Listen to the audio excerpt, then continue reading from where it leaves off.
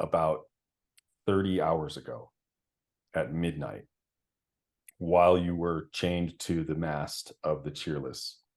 You, with the help of Mr. Boots, were able to mount the Wyvern and leave the ship, flying west as quickly as you could. What you didn't see was what happened after you left.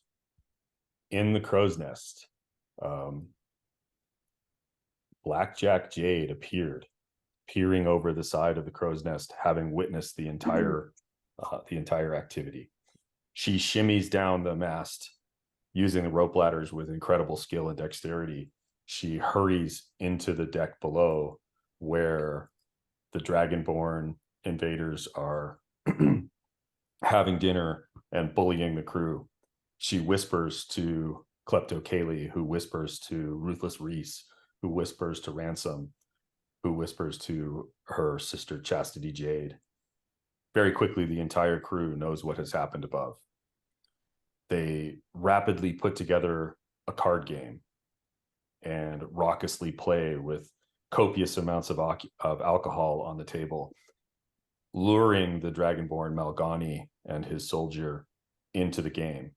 They play for hours, plying them with drink, losing on purpose. You see that Klepto Kaylee operates a rope and a pulley mechanism that allows them to see the cards of their opponents in a mirror that drops down from the ceiling. Unbeknownst to the Dragonborn, they keep feeding them more and more alcohol and successfully ply them with drink and with gambling, losing a lot of money to them until they both pass out drunk. It isn't until noon the next day, therefore, that Malgani, in a hangover state, stumbles to the deck, sees the 4 illusions somehow still there that Hoots cast with Mr. Boots's magic infusion. In a bit of cruelty, Malgani staggers over to what she thinks is Thrax and tries to punch him, falls through the illusion, which immediately disappears. She into a pile onto the deck of the ship. Quickly, she scrambles and grabs for the other illusions, which one by one pop out of existence. Terror overcomes her features as she realizes what has happened. She sees the other wyvern is missing. She flies into a rage.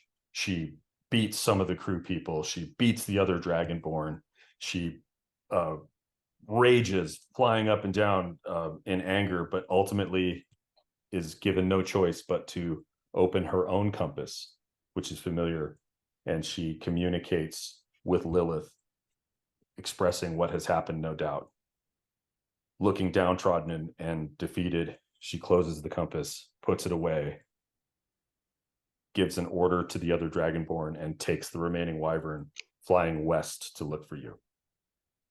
Okay, that's what you didn't see.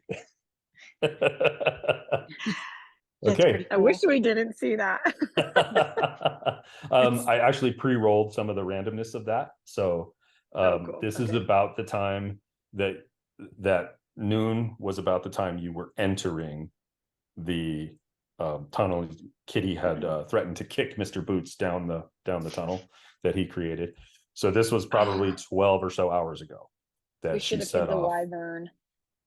That she set off to look for you. So so that's kind of what I want to do, is to encourage you guys to think about what might be happening in other locations, right?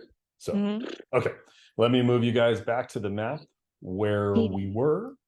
Maybe it'll decompose by they get there, or it'll get ravaged by forest animals, and there won't be anything left of it for them to find. Or, yeah. Or they find a giant carcass. I'm over here just thinking, is the ship crew okay? Like, I'm glad they got to make it out. They didn't make it out without losing a little money and a little time and probably taking some cuts and bruises, but essentially they've got bigger fish to fry than worrying about if the crew helped. So I will bring your attention to the area where your character sheets are located, the journal. And there should be a new handout called the Citadel of Allomere. Yeah. You guys see that? So I just want to remind you all that is the parchment that the secret parchment that Hoots was carrying that the letter from Uncle Archimedes is there, and the secret indecipherable formulas that hopefully Circe Dustfeathers, but it's actually not Hoots they're looking for, other than Hoots having the parchment. Right? Okay. We good to go? Mm-hmm. Okay. So you have just come into this chamber. It is ice cold. It is very, very cold in here. Your breath is like frosting the air somewhat. And you kind of look around and you see, everyone roll a perception check just to start off with here. Let's see what you guys kind of make of this area.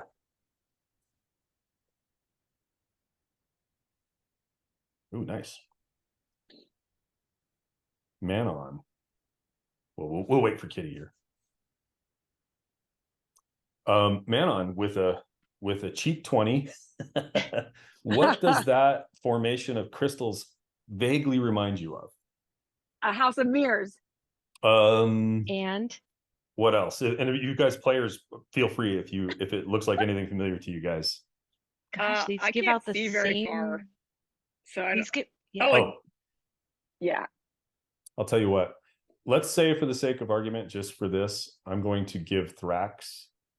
You can cast a light spell on Thrax's. Let's say if he picks up a rock, Okay. and he's we going can to throw carry it that into the around, middle. and then and so Thrax is sort of radiating some light, so you can see it better now. Oh yeah. Okay, so does that rough formation of crystals look in any way similar to any other formation you guys have seen recently? Oh, actually, I changed my mind. Yes, it does. So, Manon, you kind of noticed that this is roughly similar to the formation of rocks that you found that Mr. Boots led you to, right? It looks kind of similar, but it looks as if it's been damaged over time. And as you approach and you look around, I'm going to say that what I'm about to describe is about an hour's worth of like investigation as you guys look around. Here's a baseline description of it. You start to realize that this was once a circle of stones, although they were crystals, very similar in design and shape to the place of power that transported you into the Underdark to begin with. So it stands to reason that it is a way out. The only one of the stones that is still intact and not broken in some way is this one here. See the one I'm pinging? Mm-hmm. If you approach that one, you see your reflection of your entire body. So it's like a full-length mirror but only on one side. The rest of them are like funhouse mirrors. They're cracked or they're warped, or you only see part of your reflection. So as you walk around, this is kind of what you've taken in, just in this area. Now, how we're going to do this is you guys ask any specific questions you want. You will get specific answers. So it is absolutely absolutely possible to solve this without rolling any dice. If you get stuck and you're like, I can't think of another question to ask, then we'll go ahead and you can roll like an investigation or whatever. Okay. Or an arcana or whatever it happens to be. But before we start rolling dice and we do all that stuff, if you guys can think of anything you want to know specifically. The other thing is Hoots. Mr. Boots is he's kind of like helping you. He's like, oh, look at this and look at that. And you get the sense that he kind of already knows how this works. But he says to you, we are trying to keep you safe, but the best way for you to be safe is to become a powerful sorcerer. And like a loaf of bread, in order to rise, you must first prove. So Mr. Boots is sort of the backstop to this. So if we can't get anywhere, then he'll help you, right? But you guys want to have the fun of figuring it out without him just doing it. Okay. So what do you think? Should we do those little pieces look like they can be picked up and like put on top of the other pieces without sliding? Oh, like to rebuild it? Yeah. You can certainly try. Is there any specific catalyst to them breaking, or has it just been eroded over time? Roll an investigation for that. Ooh, guys, look at that. Hit a nerve. So it looks like abuse, like someone deliberately did it, but Oh. this whole chamber is very frosty and cold. And as you kind of as you walk, you're kind of leaving tracks in the frost, and you guys are a little bit in misery right now because it's so cold, right? Like your fingers are, and you're kind of doing this thing, and you're trying to stay warm as you try to figure it out. But you realize that based on the frost and the evidence of what's been here, that it's been like this for a very long time. These formations are very, very ancient, to probably to an ancient culture that predates anything current.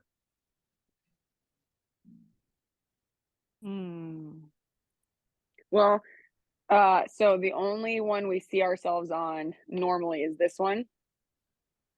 Yes. Right. So this big one. when you go to look at it, tell me exactly what you do when you go to look at that one, Manon. So I go up to this side of it and I guess look at myself, but I want to go like compare myself in between these two. Okay. And see what I look like, you know, on either side. Is anybody with you, or are you by yourself when you're doing that?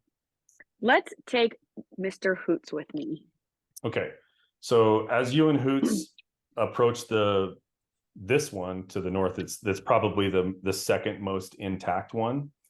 The image is completely refracted, like a shattered mirror, right? So the surface of the crystal has been cracked to the point that there's not a useful reflection, except maybe a few pieces that are, you know, maybe as big as a full sheet of paper.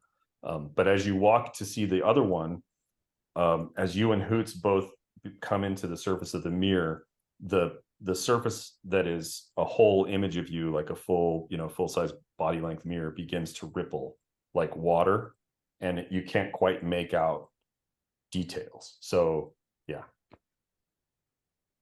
Interesting. Do any of these stones have the same symbols as the ones we saw prior to get in? So you, how would you go about looking? You just, I'm going to say that Manon can cast as many light spells that last for an hour. You too, Hoots. You have the lights cantrip, so you can cast many as you want. You can light up this place, and then you won't be searching at disadvantage. So my night vision isn't as powerful down here? Well, your night vision, remember we kind of talked about, if you are in dim light or darkness, then you're at disadvantage. Got it. Like the night vision's cool, but you can't read a book with night vision, right? Okay. So just again, like what is your, when you're looking for those symbols, describe to me how would you go about that? I would come up to the main crystal and I would start looking at the base of the crystal by circling it until I see whether or not it has any symbols. Okay, so as you're circling the mirror and you're just sort of looking for symbols, it's essentially 5-sided, and 4 of the 5 sides are rough surface, so they're non-reflective, and only one side has that smooth as glass reflective surface. And as you join that reflective surface coming between Hoots and Manon, so all 3 of you were in the mirror, Hoots and Manon would notice that the rippling effect becomes faster, like dropping stones into a pond. So now that Kitty moves into the reflection as well, the rippling that was pretty well consistent speeds up. Like there's more distortion and more rippling, and all the images in the mirror are less clear. What happens if I touch it? So you reach out to touch it. Yeah. I'm sorry, my mouth is really dry tonight. I was talking to John and he wore my voice out. So you reach up and you touch the mirror, and your reflection, of course, reaches with you. And okay, that's a great question. So you touch, and where your fingers touch your reflection's fingers, it should feel like ice cold, but it's warm. Okay. We would like to call over Thrax and Mr. Boots to sit in the image with us there. Hoots, did you have an idea too?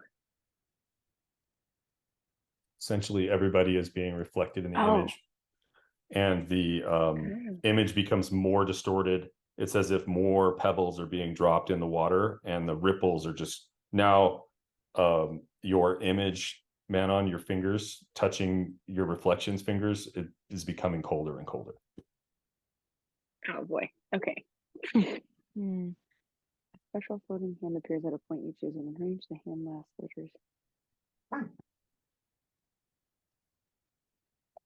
So if all 5 of us are standing in front of the only smooth surface of this crystal, now the crystal, I don't know this because of Hoots, but Manon can feel temperatures getting colder with the more of us present within the mirror. Okay. As if the connection with the reflection is getting further away. We need one of them to leave. I vote Mr. Boots. It's always the Boots. Let's let Pulls off everybody his hat. one. Fine. And he skulks over here. Does that change the ripple effect or the It heat? seems less distorted. So what happens if I'm the only one in between there? Do you ask everybody to leave? Yeah. Hey, everybody, step over for a second. I want to see how this feels Okay. when there's only one person. One by one, as people. Okay. Good idea. One by one, as people move away from the reflection, the ripples slow down and then cease utterly. And are you still holding your hand up? Yeah. Yeah, it feels almost as if you're touching a person as it gets warmer and warmer. I also wonder, like flesh to flesh. Ew. I don't mean the tactile, but just the temperature, right? So like, okay. It still feels like you're touching a solid surface, but it feels Okay. like someone is touching it from the other side. Okay. And the heat is transferring through, right? Sorry, before I ask my next question. So what if? Yeah, go ahead. Chanel, no, you can go. You sure? No, Hoots put in a mage hand cantrip, and I don't know if we wanted to see that out, and then I'll ask my question, and then Katie can go next. That would have to require me trade places with Manon, and the purpose of the mage hand was to see if the hand can become dissolved, like if the surface would absorb the hand. Is what I'm trying to figure out, is whether or not it can pass through. Interesting. Okay, so do you want to try that? I would like to try that if everyone's all right. Yeah, right. No, we just have you two switch. With just the mage hand, or just you, or what's going to be reflected? It's going to be me with the mage hand illusion, but it's the mage hand that's going to perform the touching and then try to like pass on to the other side, if that makes sense. Okay, so as you shoo everybody away, and just so that we're tracking this, I'm going to do this here. So just so we're tracking, you kind of shoo everybody away. You summon the mage hand. The spectral hand floats in front of you. And with no one else in the reflection, you notice, that's awesome. You notice two things. The mage hand is not reflected. And secondly, your reflection is not in the underdark. It's in a desert. So you're seeing the stone formation in a different place.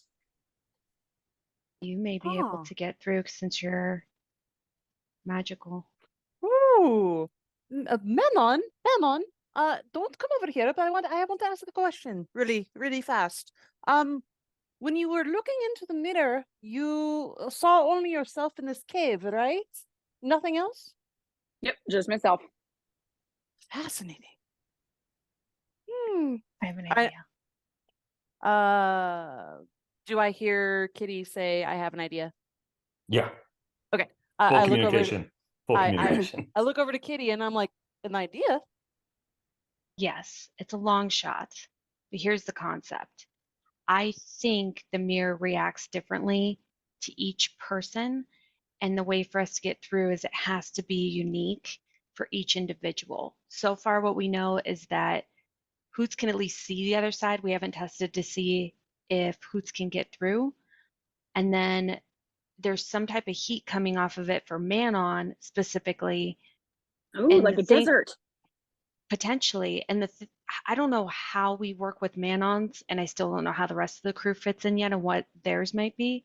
But Manon, my question is are these crystals similar or the same ones that got blown up in your face?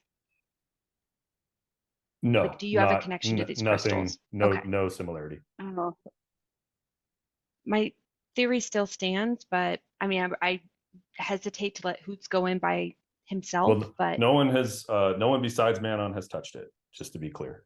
Mhm. what if we all looked at it from a different like side? Because it looks like there's multiple sides, There are 5 Oh, sides. great There- and idea. there are 5 of us. And So there's, let's all but look at one it. side is smooth and all the other sides are rough and non-reflective. There's only one Oh, reflective yeah, side. So that's you can fine. certainly try Okay. it. I just want to be clear about the description. I'm Well, curious to Hoots see point. what Kitty might see in this surface. So I will stand over here. Like we'll all go around and we'll see See what each other which. Yes, Yeah. absolutely. Hoots, you should touch it before you move and see what it feels like. Yeah. I'm a bit leery to touch because Okay. I'm the only one who sees. I do have a rope. If we tie a rope Mm. to me, that way I don't get sucked in if I do touch. So that's Okay. just in the event Yes. You that do I that? go poof and then you guys are stranded. Who's holding the other end of the rope? I'll hold Drax. the other. The strongest Drax. person. in Actually, the yeah. room. Okay. Yeah. All right, Hoots. You tie the rope onto yourself. Everyone moves away from the mirror. You reach out slowly, feeling your heart pounding in your chest, more and Oh, more nervous. You no. begin to shiver a little bit as your fingers approach the glass, and nothing happens. You feel the same thing I described to Manon. It's as if your reflection is warming the other side of the glass. This is quite pleasant. Pleasant temperature.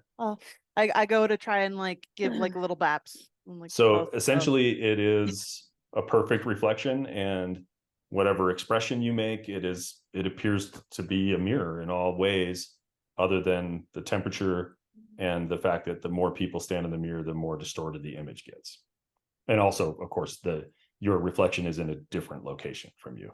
So okay. Kitty, you hear a dog bark and you run. Bye. Hairs on. I'm out. Hair sticking up. Gosh. Yeah. Oh gosh. But Kitty Kitty, looks your turn. hesitantly into the mirrored side and is curious to see if she sees anything different. Okay. As I described to Hoots, you see a desert scene. What? So it looks like once the area became lit here, it became lit there, but the stones that are reflected, it's almost as if you're looking at one of the stones that you saw before, but you're sort of looking through it and seeing the other 4 stones with the one in the center. But you were in a forest before, like a plain clearing, and this is more like sand and rocks and cactus and stuff that you're seeing around there. Got it. Okay. Do you touch it? Yes, I'm going to go up and touch it. So same thing. It appears to be exactly like a mirror, except wherever you come into contact with it, you feel that that faint warmth from, as if you're just separated by a pane of glass. When Kitty touches it, does anything happen to any of the other crystals? Yes, Manon, since you specifically asked, you can see, like just for a moment, you see in one of the other crystals, out of the corner of your eye, you see some movement, and then you see what looks like maybe the reflection of Kitty's hand. Oh, weird. Okay. Which crystal is that? We will say it's for the purposes you asked. Let's say it's this one here. Okay. We got to. So I'm gonna go stand over by that one. Okay, so as you approach it with your light, you notice that the hand kind of gets pushed away by the light, and then your reflection replaces it, and you are looking at yourself kind of in this cracked mirror, but you're kind of looking intently at yourself, right? So you're kind of like holding up the mirror, but mind you, it's a little bit distorted. Okay. Does she then try to touch my hand? No, nothing has changed for you. Your mirror is completely stable. You may I'm going to say, for the sake of the game, that you guys are sharing information with each other, so there's not going to be any I don't know that or whatever. So yeah. like, because you said my hand is reflected in the other stone that she's in front of right now, right? But as she approached it, your hand faded away and her Oh. reflection replaced it. Okay. So, Manon, if anything, you're surprised at the amount of curiosity on the expression on your face in in the mirror, and you also are like, Kitty had asked you if you had seen yourself in a mirror because the stones were missing, and so you kind of come up real close. Roll an investigation.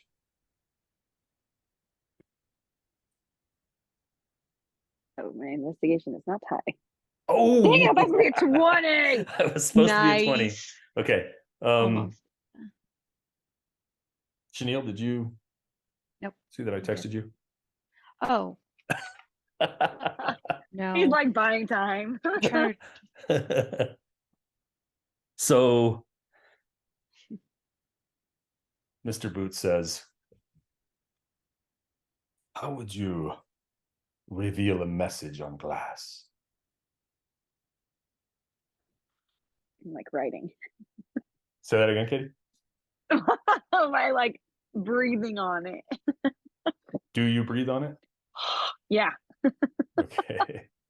sure. As your breath frosts up the mirrored surface and obscures your reflection, you see the word only. Yay! Everybody start breathing on the glass. The crystals. Oh, genius. Kitty goes ahead and breathes onto the glass that she's in front of.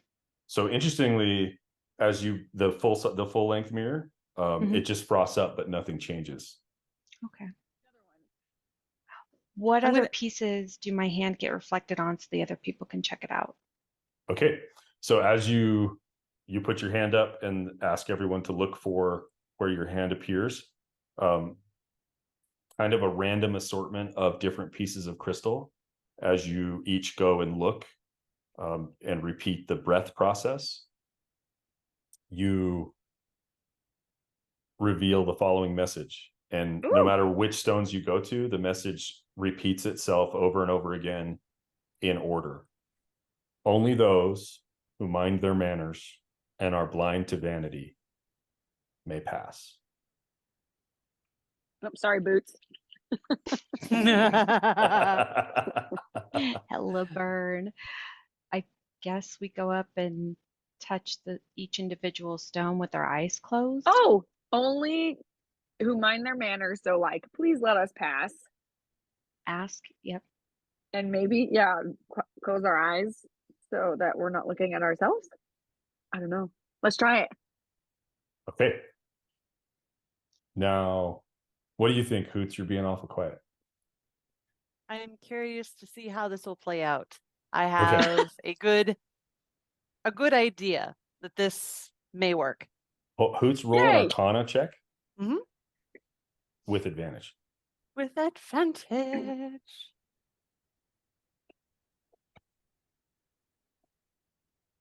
All right, with 17, you think if this does work, you think the only way to test it is to do it, and you think it's one way. Oh, it's one way. Yeah. You're like 99% sure that it's just a one-way pass. And you're trying to get to a specific place. I relay this with the guys and let them know that, hey guys, I do believe that something like this can work, one at a time, but there's no going back. We've envisioned a desert place. I don't believe a desert place is where we need to go. So we have to think very clearly where we need to go and then pass. Can it be Allomere? Can we get to Allomere from here? Aerie, I don't want to go to Allomere. Aerie? That's Yeah. very scary. Aerie? I melted right in front of you. Oh. Hoots runs away. Yeah. It's a good thing I asked, or gives me chills. Oh. Okay, so Boots, I'm sorry. oh wow. Hey, so as you're having this conversation and you've relayed that message, only those who mind their manners and are blind to vanity may pass. So you've probably played that out a couple of times. You notice that the backdrop where your reflection appears has now changed to a completely icy, frozen wasteland. Ugh, where the stones are covered with snow and frost. And so let's take a little break from that as you guys are pondering this.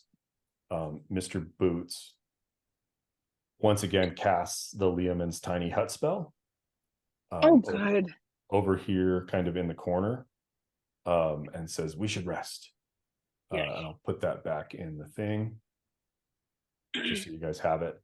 So as you enter into the dome of the Leomund's tiny hut, you are instantly warmed and more comfortable, and it's easier to think in there.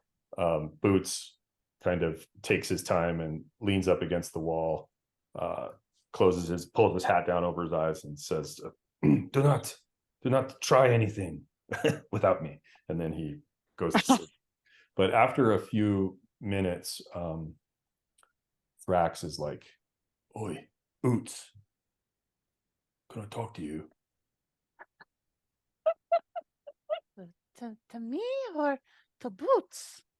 I'm Hoots. No. He's Boots. Oh, who? Oots. Boots. My little buddy. My little buddy. Oh, Certainly. dang it. I want a I man to thought we were man. going to have a fight. I want a man to man. And he kind of like walks you like over. Oops, I grabbed the wrong thing here. He kind of walks you over here, kind of well away from everybody. And he's like, I need some advice. You need advice? Yeah. From an owl? Well, they say your folk are quite wise. Oh, well, that's very kind of you. Even Manon says so, and she's the wisest person I know. Aw, well, So thank you. here's the thing. I'm like, I kept it a secret and no one knows this, but I have feelings for Kitty. Oh my. Kitty, are you okay? I think you just knocked your phone over. Total secret. But you remember when we was tied up on that boat, right? Yes. I hated the way that she kicked you and everything, that dragonborn. That was awfully rude. Don't worry about that. I'll get my revenge. But here's the thing. When that orange Muppet was bothering Kitty and being inappropriate, do you remember what she said to him?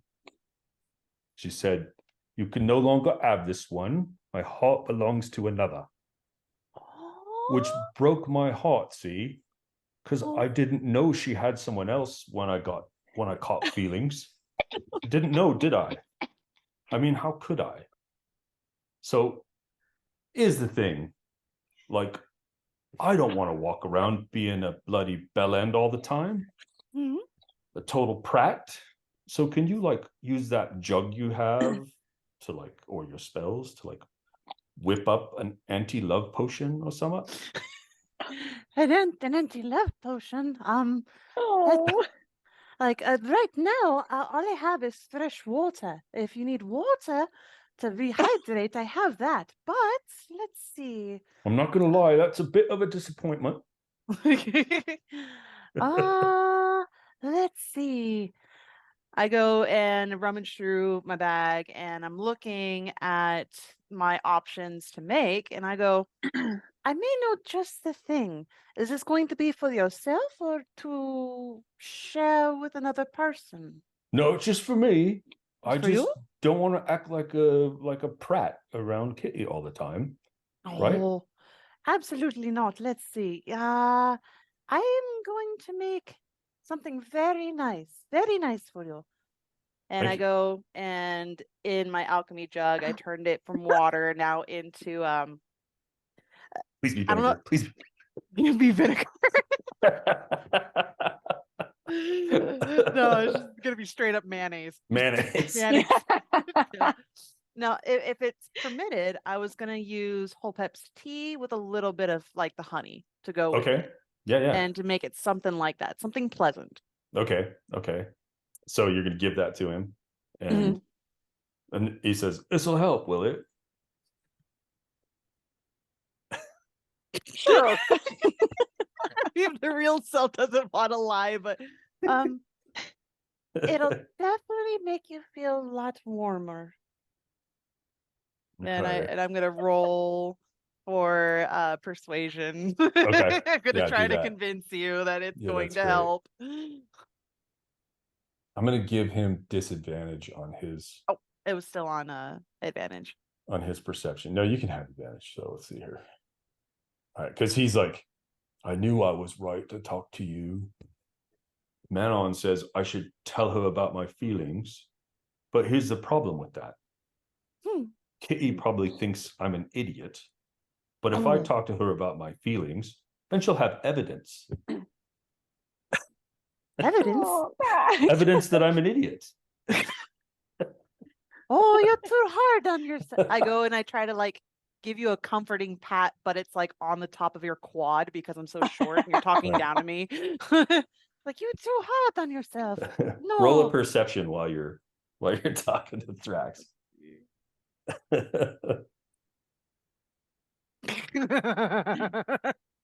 Oh no.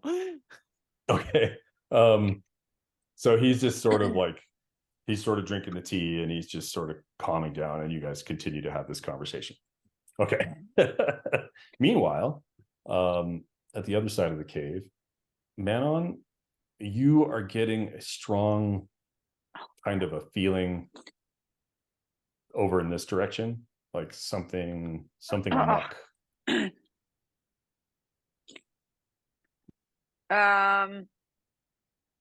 Kitty, What up, Manon? I think there's something happening down there.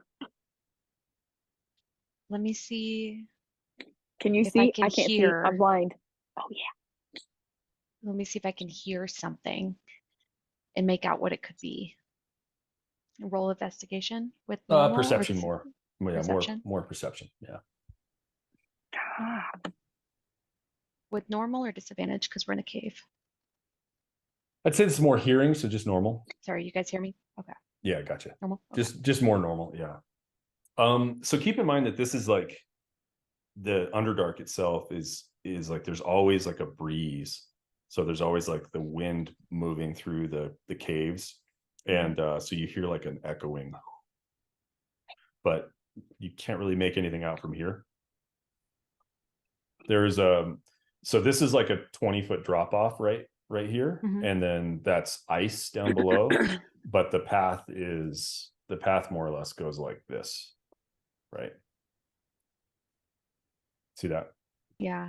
I can only see part of it. It's like a line that goes. You just make sure. Oh, I see. Got it.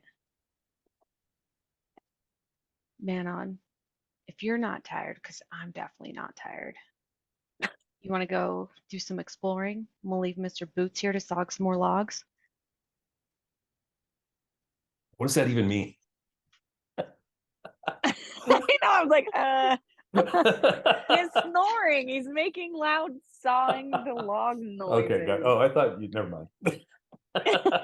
Oh, I think I said sod, and it's supposed to be saw, huh? Or saw. I thought you said sog with a G. Oh, I almost said no, I said sod, but sod is part of wood. Anyways, yeah. I can't wait for AI to do something with that. Right? Okay, so are you gonna go explore? I would like to, only if Manon wants to come with me. Okay. Just to keep things moving, I keep moving the bubble, but what I want to do is get you guys. Can you guys move yourself out of there? There you go. Yep. We're probably going to need a light, though, especially for you, Manon. Is your light not on, Manon? I can kind of see, but I want to take a rock and throw it with a light on and head of me. Okay. Let me get can I throw it down like right here? Yeah. And screw any stealth we had? Well, you don't have stealth anyway because you're carrying a light. So I'm just going to move you guys around there. Let's just go to the edge of the arrow and roll a perception check. 20.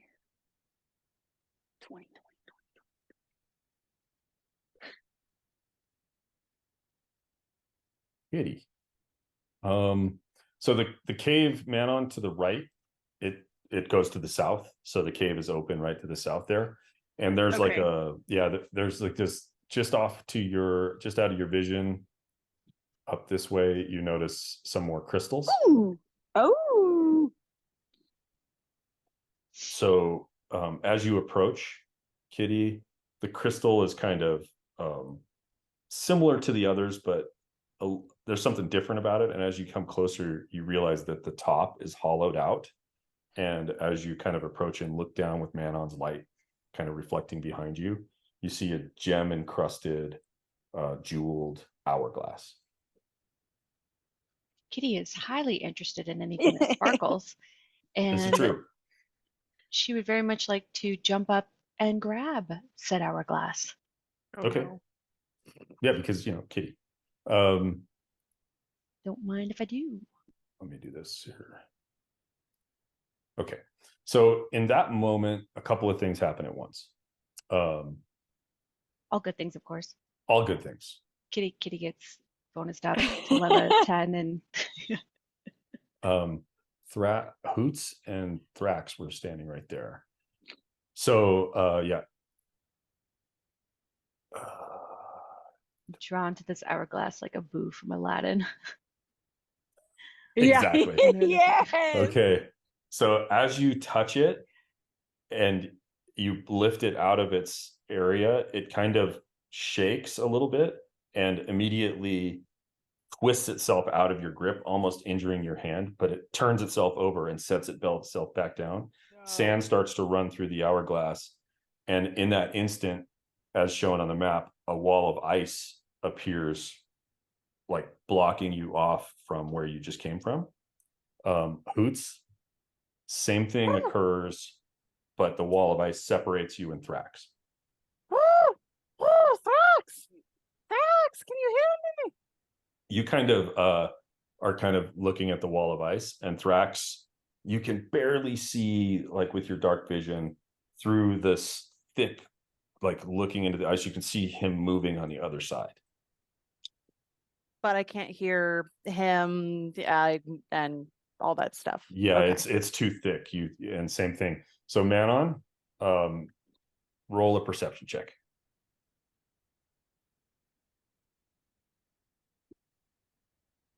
You guys are not crushing that tonight. Okay. You, Manon, I'm going to send you a text. Okay. While you do that, Kitty's gonna look at Manon and give her a quick shoulder shrug and go, "Why did you ask me to touch it?"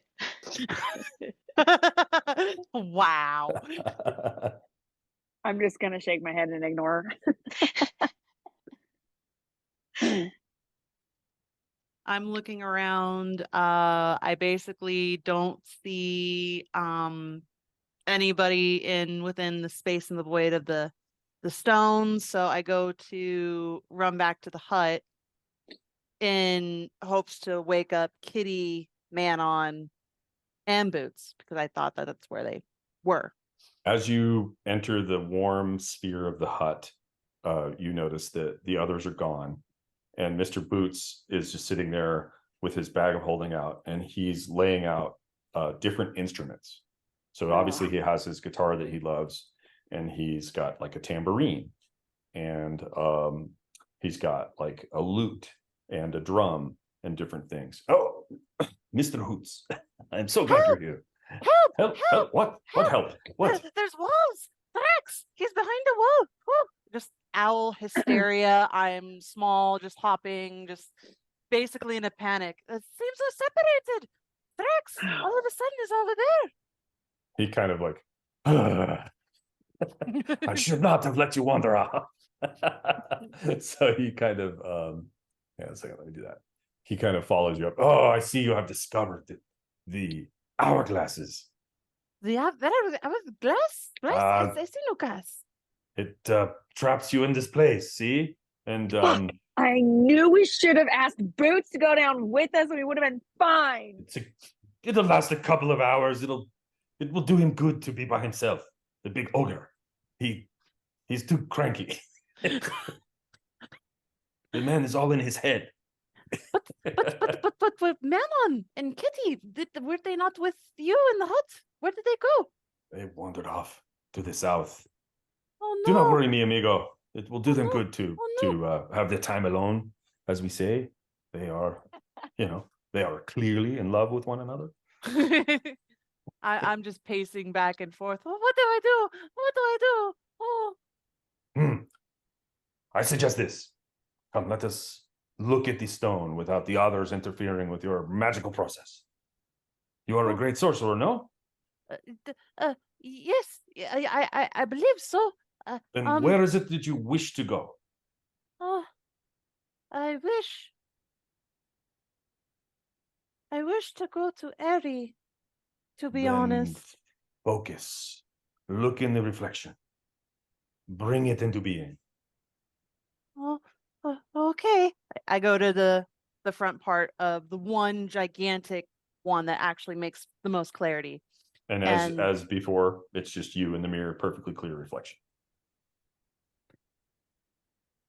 I'm doing my best, but at the same time, it's like I'm having spouts of doubt of like, oh, I'm not the great sorcerer like my uncle Archimedes. I'm not impressive like anybody else in my village of Aerie.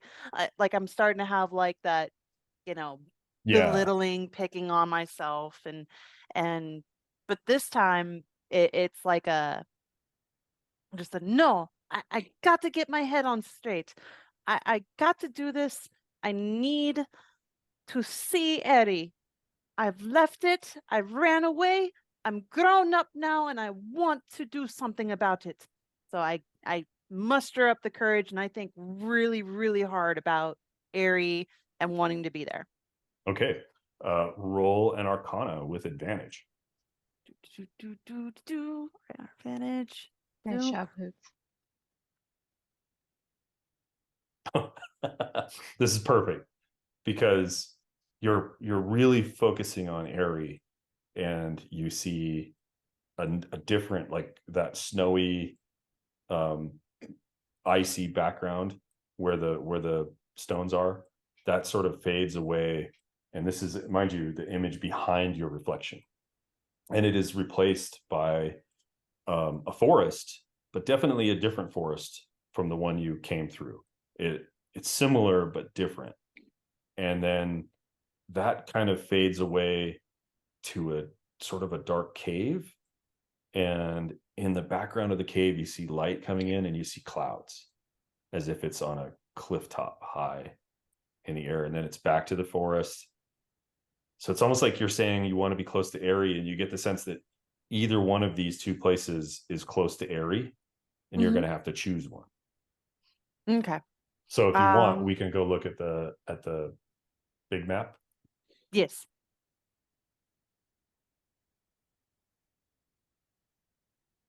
Takes a minute because I have so many stupid maps. So back to here, and zooming in. So understanding that the little half moons, the places of power, are not perfect. Like they're the ones that are known, but there are many that are unknown. So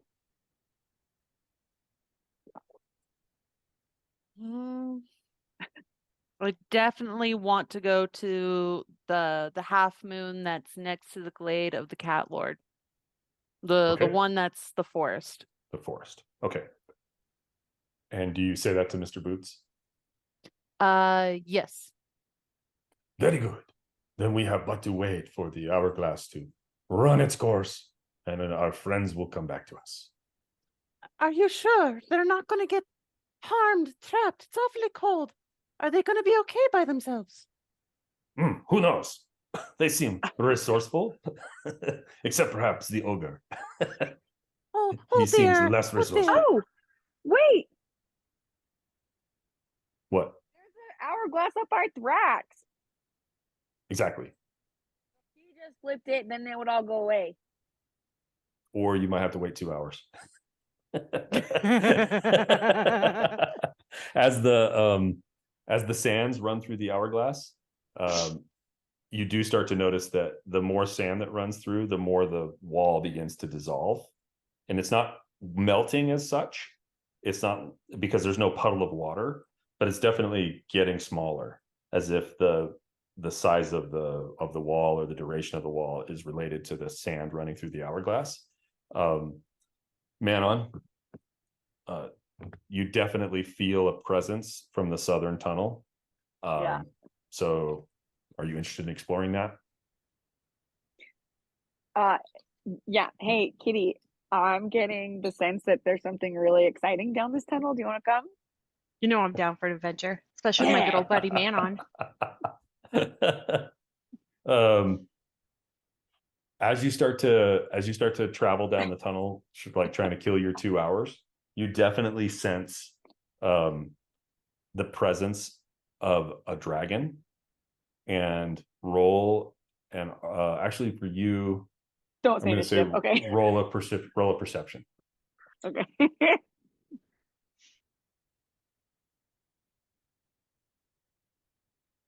Manon, you're pretty sure it's a white dragon. Oh, that's good. Oh, thank God. I think. I was like, I can't handle another dragon. Because it's so cold and there's ice built up everywhere. It starts to make sense why the environment has gotten so cold all of a sudden in the Underdark here. But I'm just going to save you some reading and let you know that white dragons are among the most cruel and vicious of all the dragons, which are color dragons, are typically evil, and the metallic dragons are typically good. I thought you said this was a nice dragon, Katie. Oh, yeah, I thought it was. No. So you only go maybe a couple 100 feet down the tunnel, and then you start to hear the sleeping breathing of this creature, and then the stench of it hits you, and you're like, uh-oh, white dragon. And what do you do? Start backing up, like. Okay, you feel that it's very far down the tunnel, at least another quarter mile. So you're able to sneak back to the ice, but by this time you've noticed that the ice is definitely shrinking, and it doesn't take a genius to figure out that it will fade away with the hourglass. Okay. Okay. Can we? Oh, I don't know. I have something. Okay. Is a dragon considered a beast? A dragon is considered. That's a good question. I don't want to answer that offhand. I'll look it up for you. Because I just got done with a campaign of Icewind Dale with the previous session, and that involves white dragons. So it's like, yeah, PTSD hit me back. So you knew, you're like, no, don't go. I'm like, oh no. If only Hoots was with us, he could give us some knowledge on this. Huge dragon. I think they're considered dragons. Like, it's its own thing. So yeah. So beasts are more like naturally occurring animals, like a bear, like would be a beast, right? Okay. Okay. Oh, my idea is out the window. What else? Sit here Friendship. and hope Animal that it doesn't friendship. That's exactly what I was gonna do. No joke. That was gonna be my ace in the hole. I don't want to use another rogue's powder. Oh, it's gone. Let's go. Provided you do nothing for 2 hours, eventually the wall fades away to the point that you can pass through it, crunching on a little bit of ice. Hoots, would you have been waiting at the wall for Thrax? Yeah, at this point I would have just been still pacing back and forth. I was still concerned for Thrax's safety.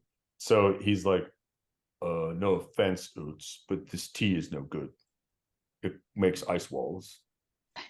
It makes ice walls. And I still have feelings for Kitty, so try again. No. The tea is supposed to amplify the feelings, not Well, get you rid of the completely feelings. misunderstood what I was saying, didn't you? No. She got someone else. She said so on the boat. Oh, you big lug. Have more of that tea. Fine.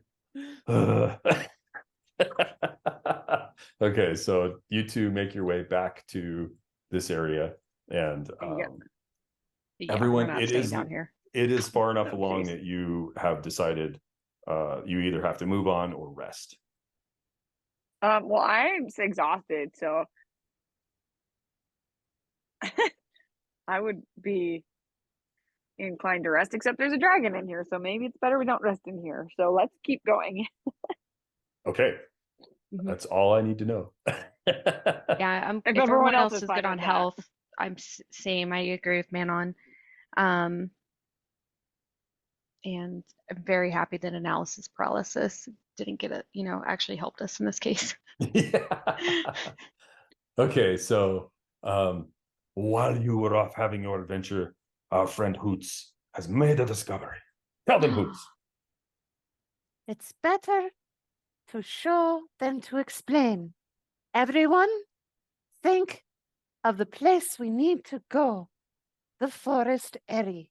And with that, with utmost confidence, I go to do the step through the mirror. Okay.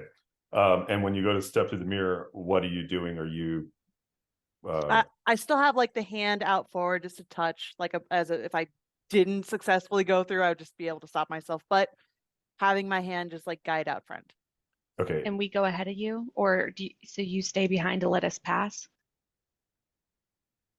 With like me holding the gateway open, kind of an ordeal, like me having like my hand through and just like usher people in. Like that? Yeah, you guys tell me what you're trying, and I'll tell you what happens.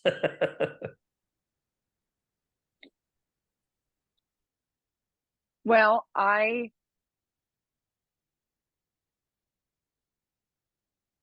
should try that and see if that works. If not, we may have to do it individually.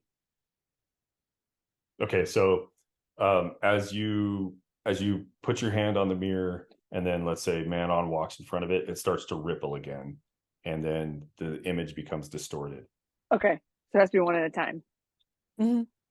So Hoots, we'll see you on the other side. Mm-hmm. And I go through Hopefully. I go through, and before I depart, I say, remember, the forest Aerie is where we need to go.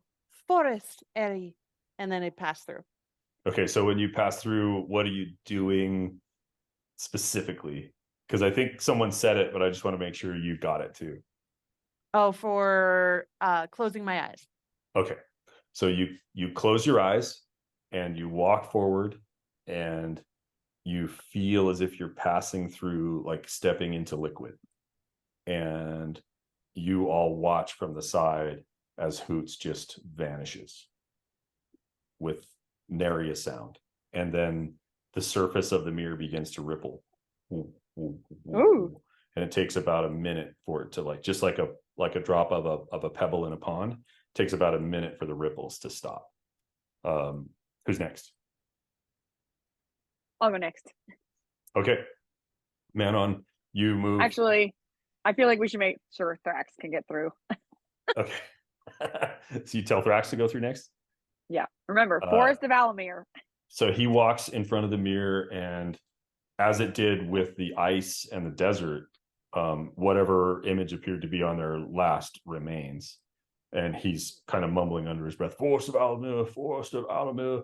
And then he kind of closes his eyes and he's like this. Like, wait, it's Aerie, Thrax. Forest of Aerie, Forest of Aerie. Thanks, Manon. And he passes through. Same thing, a ripple. Okay. Who's next? Let's make Who? Mr. Boots go next. Was it Boots? He tips his hat to you, Kitty, puts it back on. He strikes a pose, kind of a Captain Morgan thing. He would. He winks at you. I will see you on the other side. And he disappears through but he bows to his reflection, like, and the reflection no. bows back, and then it steps out of the way, and he walks through with his eyes open. Shit.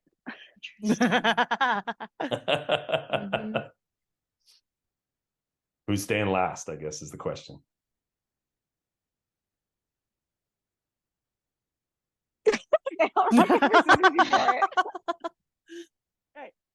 All right, on shoot, okay? Paper, rock, scissors, shoot. You went late. You better not. Okay. It is. Okay. Why don't you guys roll a dice? Scissors, shoot. Okay. Okay.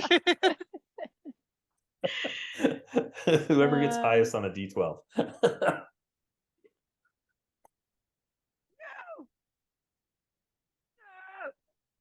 I'll hang out. Wait, That whoever means gets highest stays behind? Sure. No, Very you just changed it. I'll stay back. I'll stay back. I'll take one for the Fine. team because that's Nope, you that's can what go. Kitty would do. She's so selfless. Oh, okay. You just Man go. on. You go, right? So there's not really a roll that has to happen, but you step through. Okay. Leaving Kitty behind. Kitty, as Manon disappears through and you see the forest, and you come around. Interestingly, you don't see the reflections of your friends in the background of the forest. And the mirror's rippling, and what seemed to take a minute now seems to be taking longer, but you're not sure if it's just you're here alone and you know there's a dragon nearby and there was that Drider thing and you're in the pitch black and you're kind of starting to feel a little bit of anxiety, and then the compass starts to glow. No.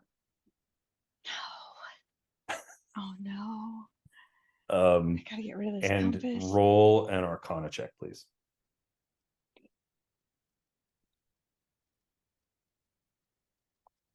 Yeah, that's not bad for a rogue. That's not bad. Yeah. The glowing is a little bit different than before, where it's actually having to reach across the plane to look for you, right? Mm. So as the pain starts to build in the back of your headache and the mirror is starting to flatten out, you know, as you step through, your location will be revealed to Lilith. But you're also about to get blasted. Yeah. Do I have the option of leaving the compass in this cave and departing without it? You can certainly 'Cause try. You're gonna get your shit wrecked. That's the question. Does it hurt me more? But then we don't have to deal with the compass anymore. Or does it continue to hurt me from afar? But I think it has to be on me. I've never tried just leaving it. Like I've always just kept it.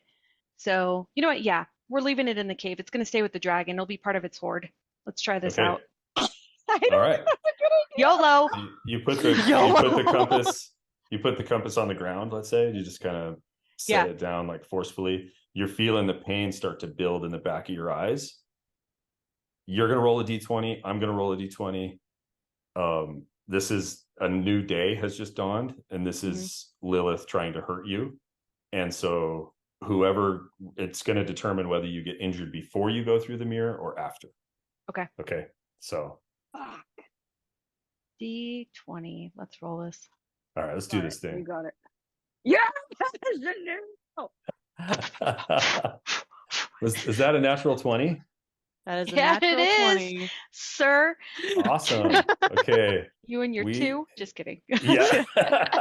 Hey, I'm on your side, man. It just doesn't feel that way right now. Okay, so I'm going to update your heroic dice to a D10 instead of a D8. You feel the pain start to build behind your eyes, and it starts to really sear as you're just like gritting your teeth against it, and you're like, screw you, lady. You're not the king of me. And then you walk, the surface finally calms down. And how does Kitty, what is her style to go through the mirror? Eyes closed or bow? Kitty goes through eyes closed with the paw up on the glass, head down, and concentrating and trying to be as still as possible. Even her tail isn't twitching. It's just staying kind of directly behind her and up, and she's really focused. All right, cool. So you pass through, it's like stepping into almost into a hot tub, right? Like that, the way the water feels as it curls around your skin, but it's vertical. And so it passes through your body and your eyes are closed. You press through, and then you find yourself moving from this remarkably cold, dry, arid, underdark location, and you can hear kind of birds chirping and feel a light breeze. And it's cold. It's November, in the Moonshae Isles, but as your paw steps onto the dried leaves and the wildlife, the grass, the searing pain of Lilith's curse hits you. Okay, here goes. Sorry. Sorry. Okay. I get it. How are we supposed to break the curse if we don't have the compass now, Chenille? Okay. Every day for you now. Hang on a sec. We'll figure out how to heal me. I got a staff. Okay. You guys notice as you one by one appeared in this obviously forested area, but much different. Can you all see the map clearly? You know where you are? Mm-hmm. Yep. Okay. So you arrive, and just like as you were waiting for each other to come through one by one, the waiting was a little bit excruciating, especially for you, Hoots, being in this forest by yourself. But when it was just Kitty waiting for her, it seemed to take longer. And then Kitty steps through, and you kind of see her walking through this milky kind of almost a membrane. And as she comes through, she falls forward, drops to one knee, and like flat again. And it's very obvious what has happened to her. The curse has hit her again. And Kitty, I'm really sorry. But as your claws are kind of clawing up the dirt and you make a fist, stupid compass appears in your fist again. Oh, good. We can break that. We can break it. Thrax, well, give Kitty support. Good and bad. I look at the compass and I just glare at it and I say, "You again." Okay, so at this stage, I feel like Thrax would run forward and like pick you up and like, hey! And he like picks you up like effortlessly and gently lays you down on this rock here. Manon, hurry! Day, right? Hmm? So we can start. It's a new day, so It's a I new can day. try to break it again. Yes, so we are at a new day. You haven't taken a long rest. It was hard to judge time in the Underdark. So we're going to probably do con checks again, and then you need to tell me, what third level spell did you pick last time? Oh, I did. Yep, I picked it. What was it? Spirit Guardians. Okay, cool. Okay, so Manon, Can we do? You're gonna heal first or remove curse first? Curse. Does it hurt her if I remove the curse? Because It then doesn't hurt her. we could possibly take a long rest so you won't have to use a spell to heal me. Yeah. I think I just want to heal her, or just uncurse it. Okay, so Manon, roll put the remove curse in the chat, and just like last time, you got to beat a 10. Okay. However, this time you have a level of exhaustion. I believe in you. Where's my remove curse at? It's third level, right? Oh yeah, yep. It's under necklace remove curse. There you go. Okay. So I have to beat a 10 Yes. on a DC 20. You have to Right? beat a 10. Yeah, so you're rolling just a 20-sided dice. And Okay. I think you're at -1, so you technically have to roll an 11. Okay. I don't feel ready for this. Don't feel like it's gonna be a good roll. We got this. We're going. Come on, Katie. Come on. Do it. Yes. Nice job, Katie. 19. Natural 19. Okay. So this is a good news, bad news situation. The curse reveals itself this time, and you're like, what's going through Manon's mind as she's like, your grandmother did this to Kitty. Like, whatever Kitty's faults are, Lilith like put this on her. So what would Manon be feeling as this is happening?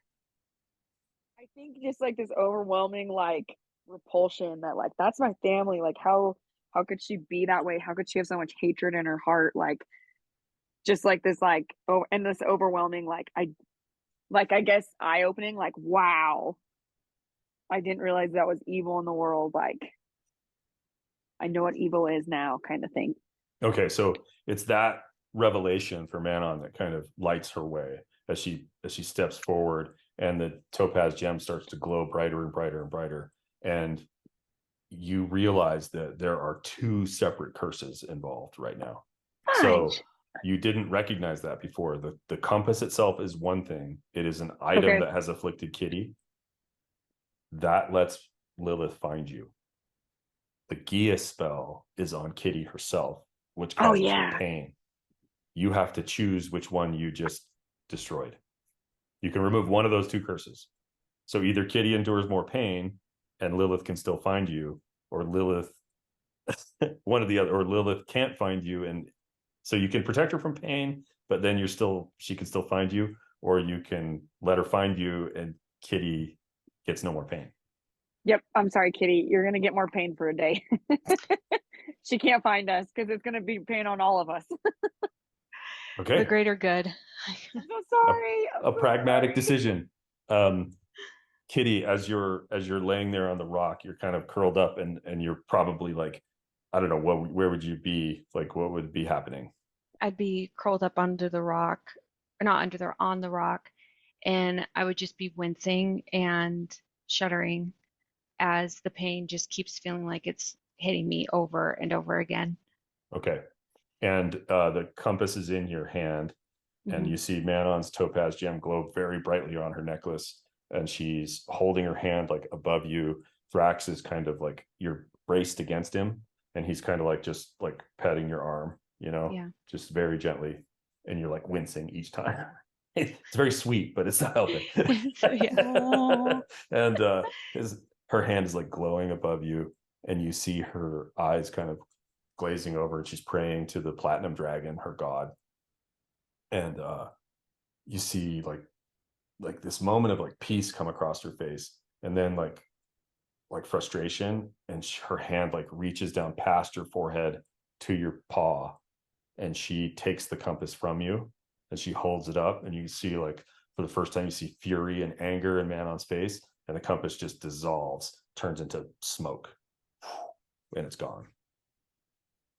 That's so cool. But you're still in agonizing pain. Yeah. Okay. Mark off the use of the topaz gem for the day. Oh, way to go, Manon! And I just see the act of heroism from heroism. Heroism. Question, Ken, do I need to remove it off my spell slot too? No, because you didn't cast a spell. You used an item. So that makes sense? Yep. Okay. And in that moment, before you can do anything else, no. 6 I'm not arrows. No. I'm not. 6 arrows land in the grass by your feet. From Special note like, saying welcome. From 6 different directions. And you hear a voice in the trees saying, "Halt! Do not move or you will be slain." And let's take a break. We surrender. But Okay. Let's see. It's 7:30 on the nose. 7:29. We'll see you guys at 7:35. Yes. Okay, cool. As you guys, the arrows land at your feet, and you hear move, and you're dead, and you turn, you see across the clearing a tabaxi in a gray cloak with his arrow knocked, pointing at you, and next to him this odd, almost black metal with gold filigree cat in kind of in a crouched feline position, as if ready to pounce all the way from across the clearing. And then you hear a whisper from the trees, a voice say, "They do not look like nor Drider nor Drow. And you hear, quiet, Vanny. Hold your position. Who are you? Why are you in this forest? We mean no harm. Wherever you are, please come out and greet us. We do not wish any harm. Nothing has come through this portal that is not dark and evil for many moons. Why should we believe that you are not the same? I am not evil. I'm just trying to find my home. I am an Owlin. My name is Hoots McAllister. I'd love to meet any one of you, whomever you may be. I'm trying to search through the trees and see what I'm trying to Roll a distinguish. perception check. Let's see. Boom. Oh, it's on advantage still. Sorry. Well, even we take the left one, but even still 10. These guys are really well hidden, except for the two that have revealed themselves. But you do hear a different voice say, D, that's an Owlin. Unless it is an illusion.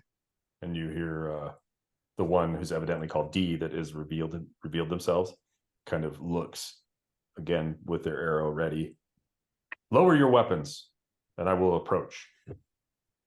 I motion to everyone, please, friendly jesters, all around. And this, as you all comply, this person comes a little bit closer with this metallic cat moving silently next to it. A little bit of a mechanical motion to it. And you see Boots sitting up here on top of the rock.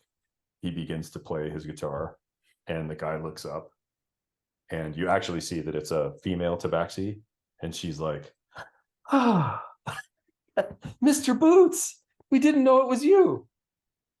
I see you there, D. Whispermouse. And I am back. And suddenly the whole tense moment begins to change and shift. And one by one, these tabaxi warriors reveal themselves up in the trees, kind of in advantageous firing positions. And Mr. Boots says, Miss Whispermouse, you may speak to our leader, Hoots McAllister. I serve him. And you see the tabaxi soldier kind of raise an eyebrow. Well, okay then. She comes forward, and the mechanical cat comes forward. Oh, who is this tabaxi, and is she injured? What's going on here? Yes, she. I want to be vague about giving details. When we came across this, we happened to stumble upon a white dragon. I'm trying to convince, like, make it more deceptive, not to cue them in on the whole compass ordeal. That we had a bad run-in with a white dragon, and it barely made it through this portal, but she is injured. You came through this portal right here, okay? And D. Whispermouse looks at the portal. Yes, you've come from the Underdark, where some dark creatures have come through this portal. We guard it and make sure that nothing evil enters the world from that accursed place. But we're certainly not expecting to see such friendly faces. Mr. Boots, a fellow tabaxi. We are servants of the city of Ovigia of the Cliffs. We are the Vigilant of the Cliffs. And we serve his great leader, Marlin. And you hear Boots go, Marlin. Mr. Boots, says D. Whispermouse, Marlin would speak with you. He does have the word out and is on the verge of putting up wanted posters. And you hear your Boots kind of slides down the rock and walks up to you, Kitty, and he's like, I owe him money. Now, while the area is coming into focus for you all, there's been a lot happened right when you got here. You've had a moment to look around. To your south, you know that less than 3 miles away is the coast, and there is a little peninsula, and that peninsula is a giant cliff that just seems to shoot straight up into the sky, kind of like El Capitan style. Okay, it goes up several miles. Hoots, make an Arcana check with advantage. Okay. There, click I on have a myself. quick question while Hoots is doing that. Is Yes, the guard that's Hoots. around us? Oh, nice. Oh, nat 20. My question is are these cats also the guards of the cliff? Are they did I have this right? The Obj? Ovigia, OBJ? yeah. Ovigia, the Vigilant Got of it. the Okay. cliffs. And so you can certainly see the cliffs to the south. And Hoots, many things become clear to you. You realize that at the top of the cliffs, there, which seem to be perpetually encapsulated in cloud cover, your owl eyes can see Aerie a mile above. So that's a mile of air above the top of the cliff. And you realize that with your fly spell, if you were standing on top of the cliff, you could help one of your companions perhaps carry another companion and fly upwards. But from the ground, it would be too high. Mm-hmm. Right. And you also, with your natural 20, you could point to it and nobody else could see it because they haven't been there. That this is my entire being, my heart swells with just pure emotion, with joy. It's right there. I make a motion towards, the conversation of what's taking place, and I beg forgiveness for everyone. Please, please listen. My home, it is right there. Aerie is right there. And so like I'm starting to get teary-eyed. I'm trying to gesture everyone to like look to where I'm pointing in hopes that they could probably see it too. It's like, we must go. We must go. Thrax just assumes that you're pointing in the wrong place. He's thinking the top of the cliff, but he just gives you a hug.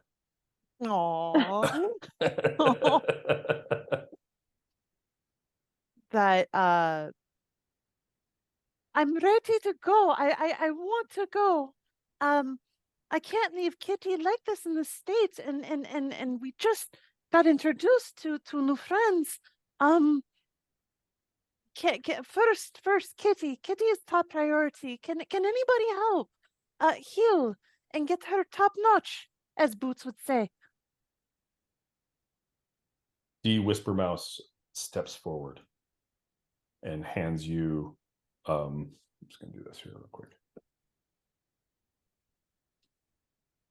2 good berries. Thank you so much. I take two of the berries and I hobble up onto the stone and I gesture the 2 berries towards Kitty. Please eat. Are you muted, Chenille?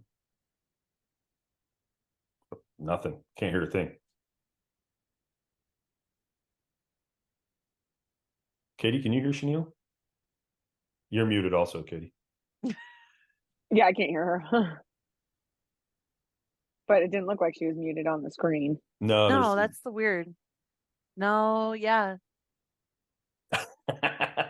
All of the fun of technology. I've never yet heard Chenille utter anything as Kitty that I didn't find interesting and move the game forward. And so now I'm like, what is she saying? Say something. I want to know. I need to know. Just dying gasp was just like Now? There yes. You go. Yay. Okay. We're back. We are. Just need to switch this back. Okay. Just had to toy with the Zoom settings. Kitty ever so slowly reaches for each good berry one by one and eats them and nods towards Hoots in thanks. And then Kitty also is going to use one of her spell slots Because I'm assuming I have enough energy to at least cast a spell. Yeah, after having the good berries and getting your feet back under you, you definitely feel you can do something. Perfect. Let me go ahead and put that. I vocalize that I'm going to use Cure Wounds on myself, and I should be able to number of hit points equal to 1d8 plus your spellcasting ability modifier. Which for you is wisdom. So whatever your wisdom bonus is, add it to the d8. Got it. And I just roll a straight d8 then, right? Yes. So what's your bonus to your wisdom? My wisdom is a 3. So, okay. So 1d8 plus 3.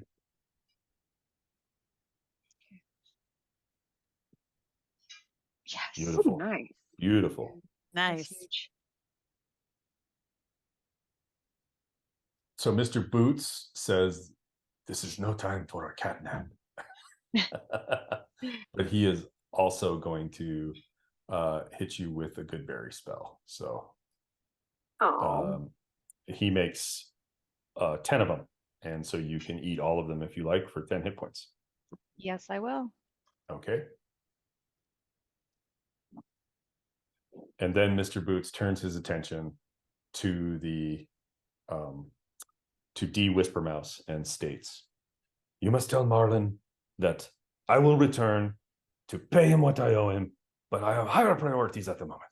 I must get my friend to his home. I know the way, the path to the top of the cliffs. And you see the Tabaxi kind of like, well, kind of under orders, but Mr. Boots is super persuasive. So there's a little bit of a tension for a moment where you feel like they may press it, but then eventually they kind of say, oh, okay, well, we'll have to stay here and guard the gateway, but we have your word. And Mr. Boots like, yes, of course. And he disappears for just a moment behind one of the stones, and you hear some scuffling and muffling. And then when he comes back around the stone, he's wearing like a duster jacket that goes all the way down and covers his feet. But when he walks, you can see he's wearing different boots, but he's not happy about it. Everybody roll a perception check.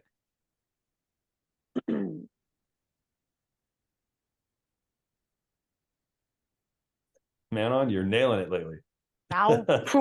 Hoots, you're so excited about going home, you're not even paying attention to Boots. Yes. But his boots that he's wearing have wings on them, like winged boots, but they're not as nice and fancy with the heels and everything that his other boots have. So he's not like showing them off, but he clearly doesn't want to wear them all the time.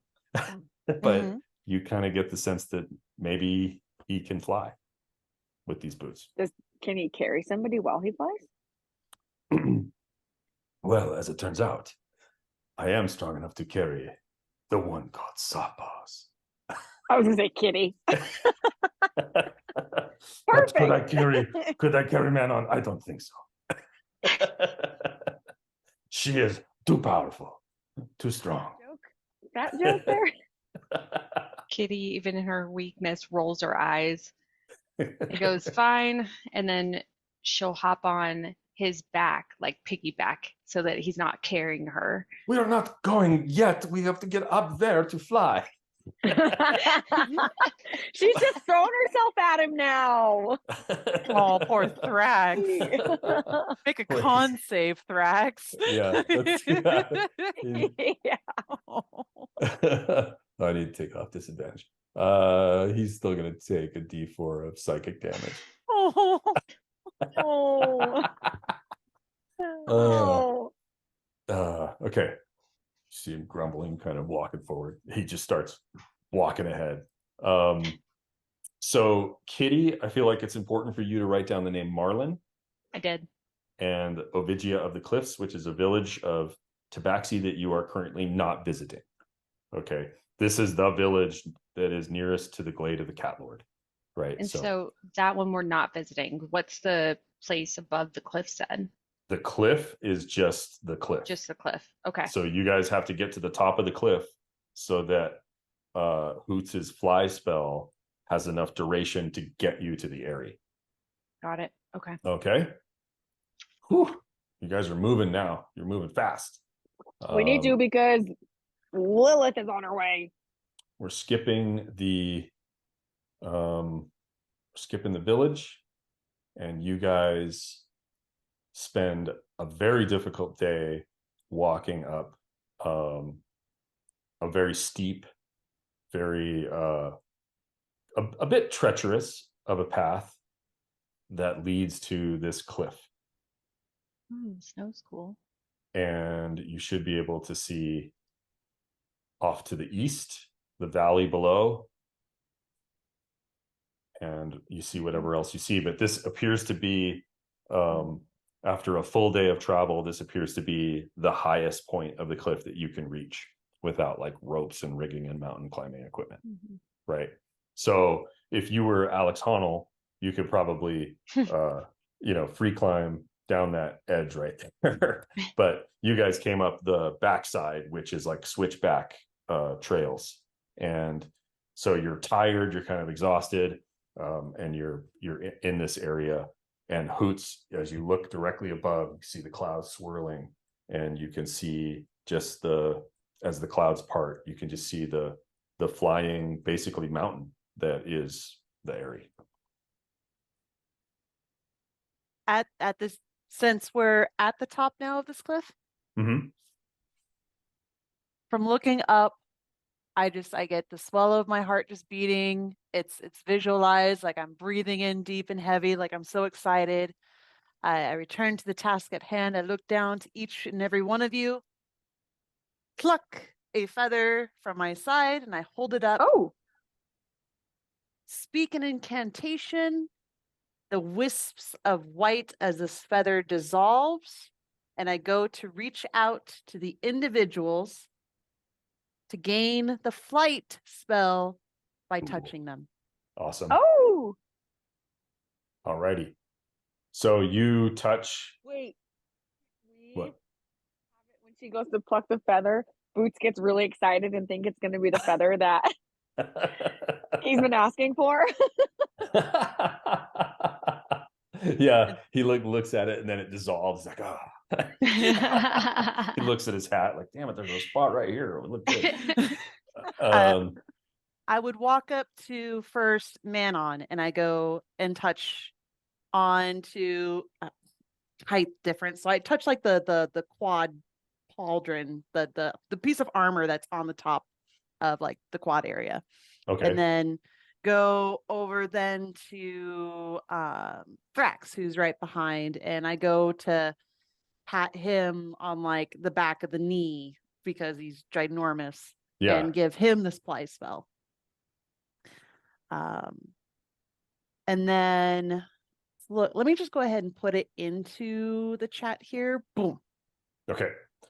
So we are going to say that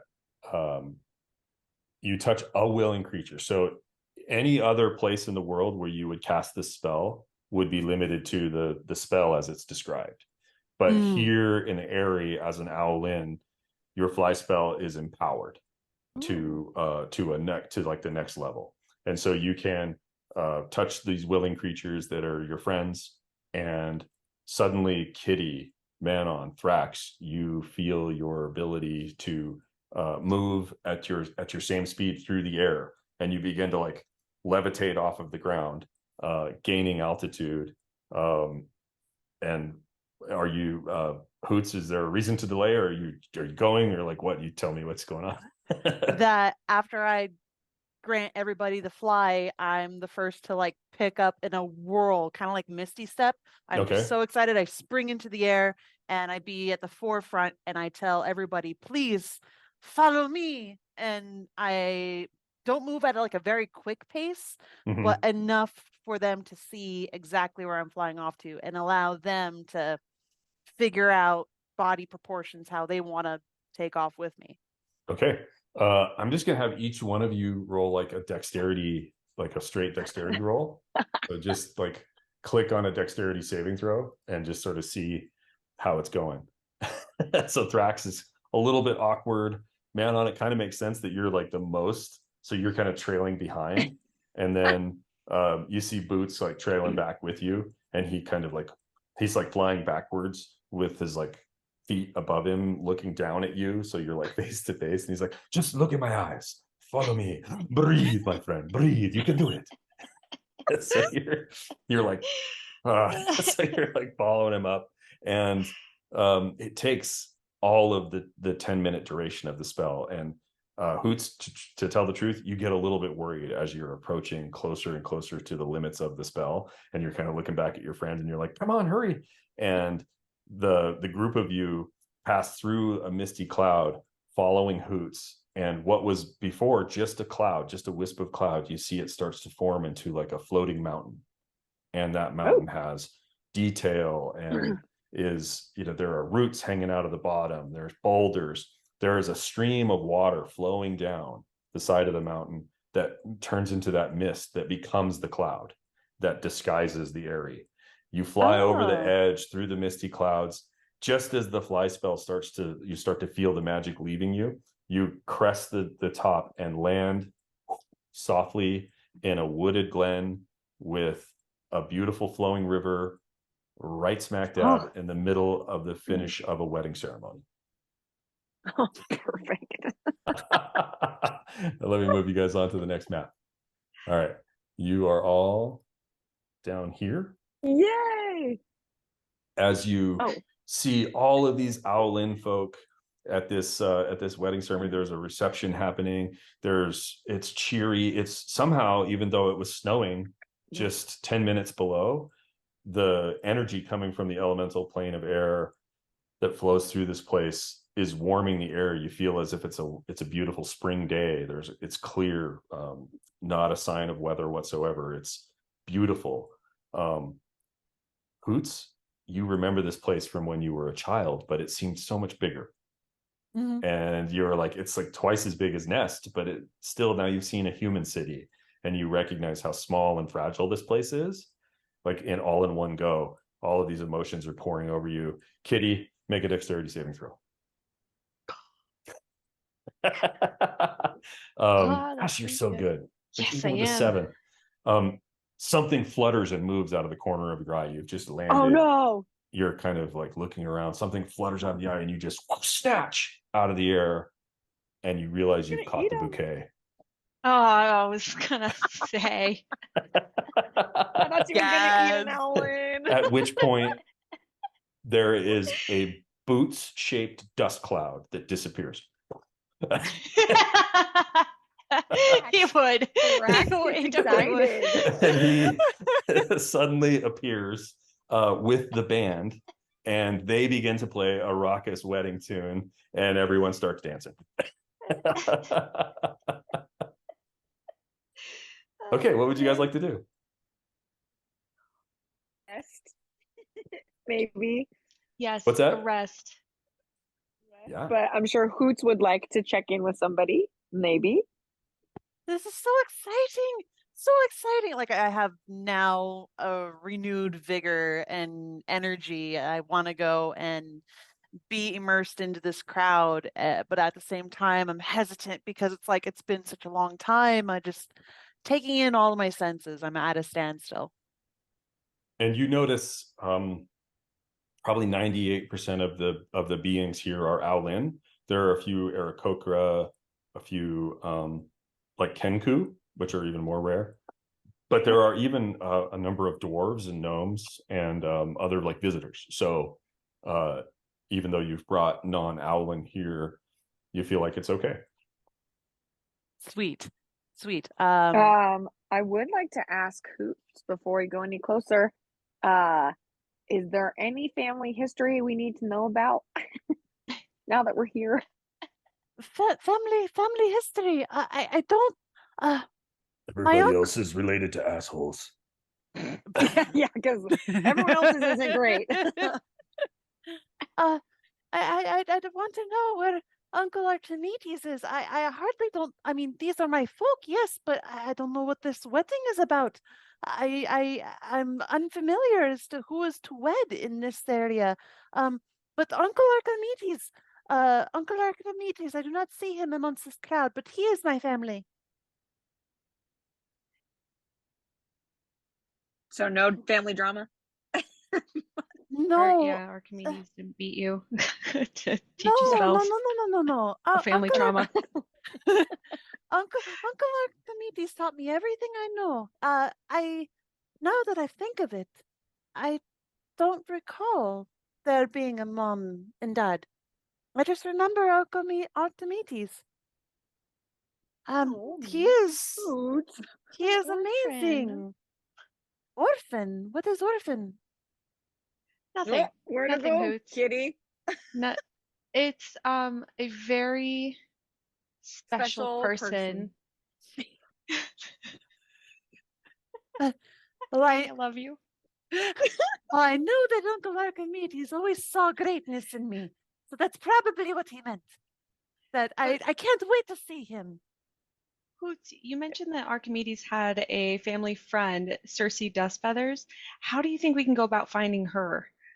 Oh, we'd have to probably go more to my village, but I'm worrisome. Aerie is a very nice place, but for the nest is where I last saw Archimedes. Like I'm trying to like calculate and think, but I'm so overcome by like being in the presence of like my town again that I'm trying to roll an insight, kitty.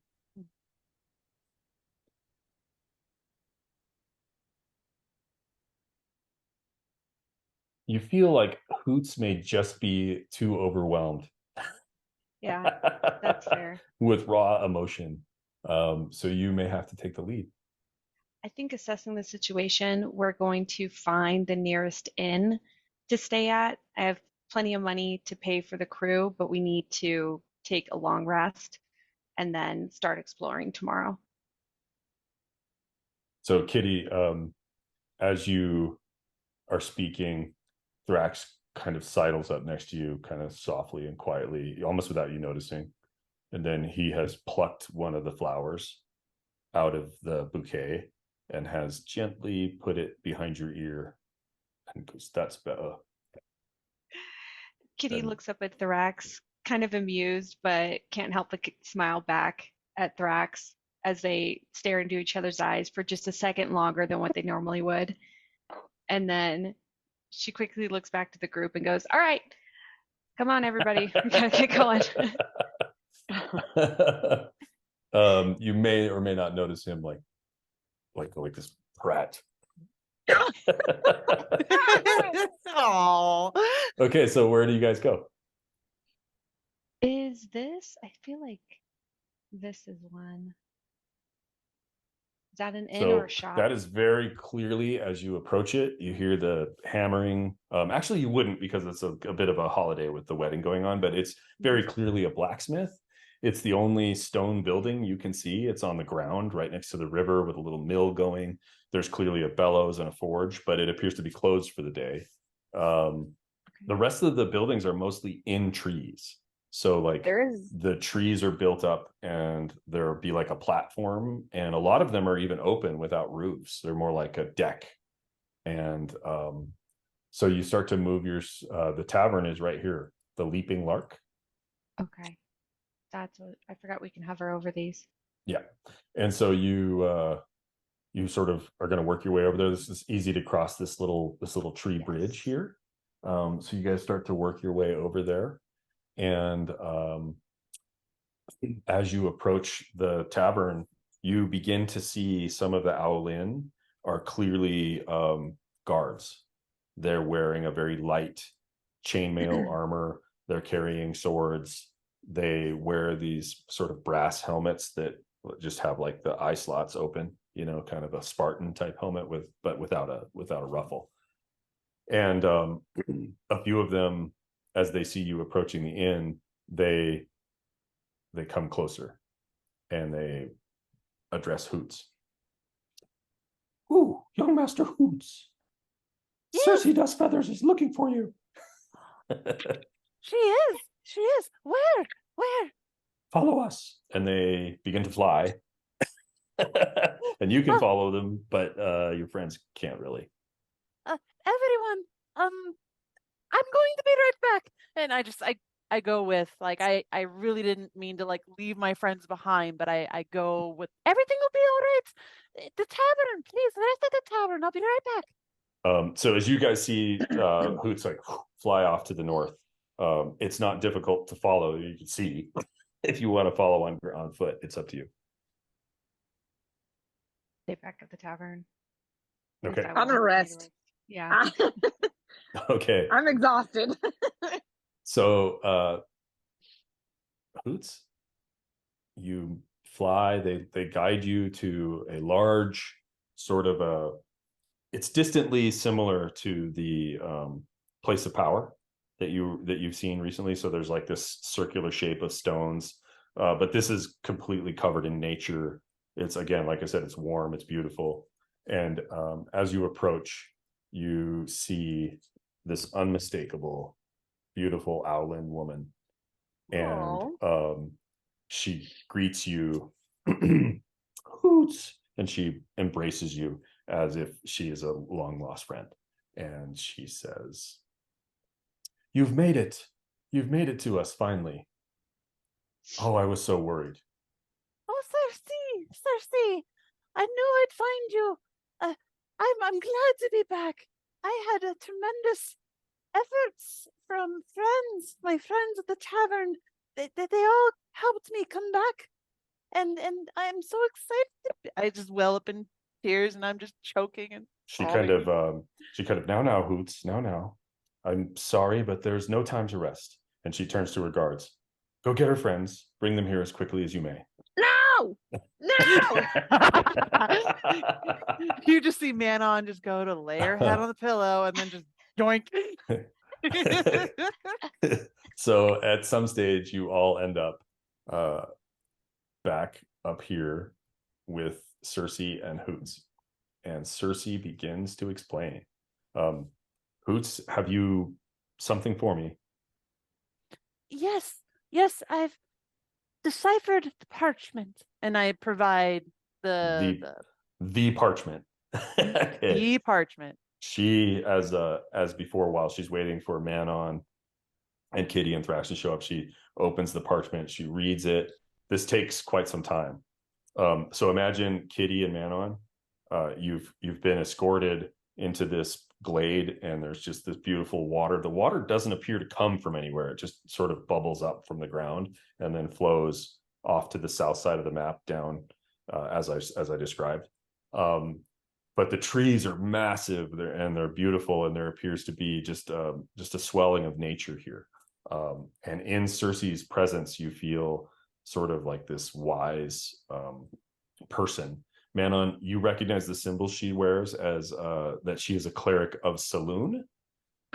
Saloon is the goddess of the moon and wisdom.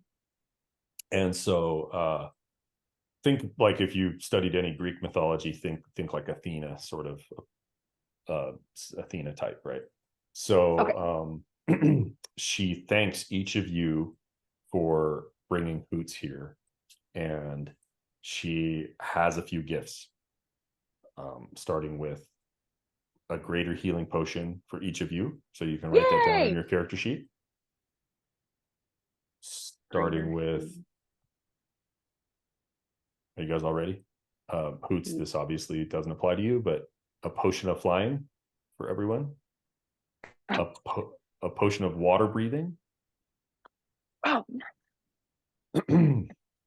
Hoots, I have for you something I have kept safe, fearing this day would come, hoping it wouldn't, but here we are.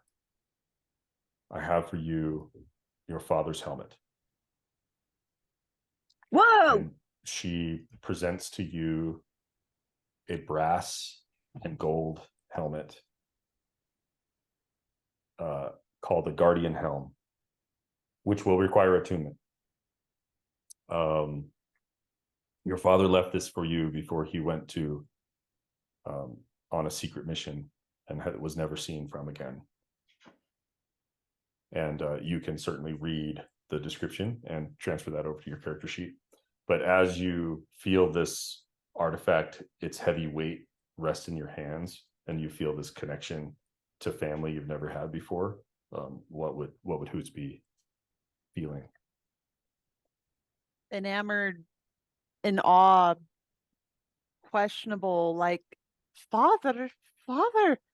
I'm trying to recollect as best I can to any memory that I had, drawing up blanks.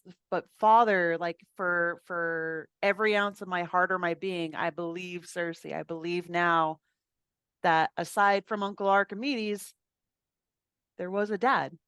Right. And she says, I must show you something, Hoots.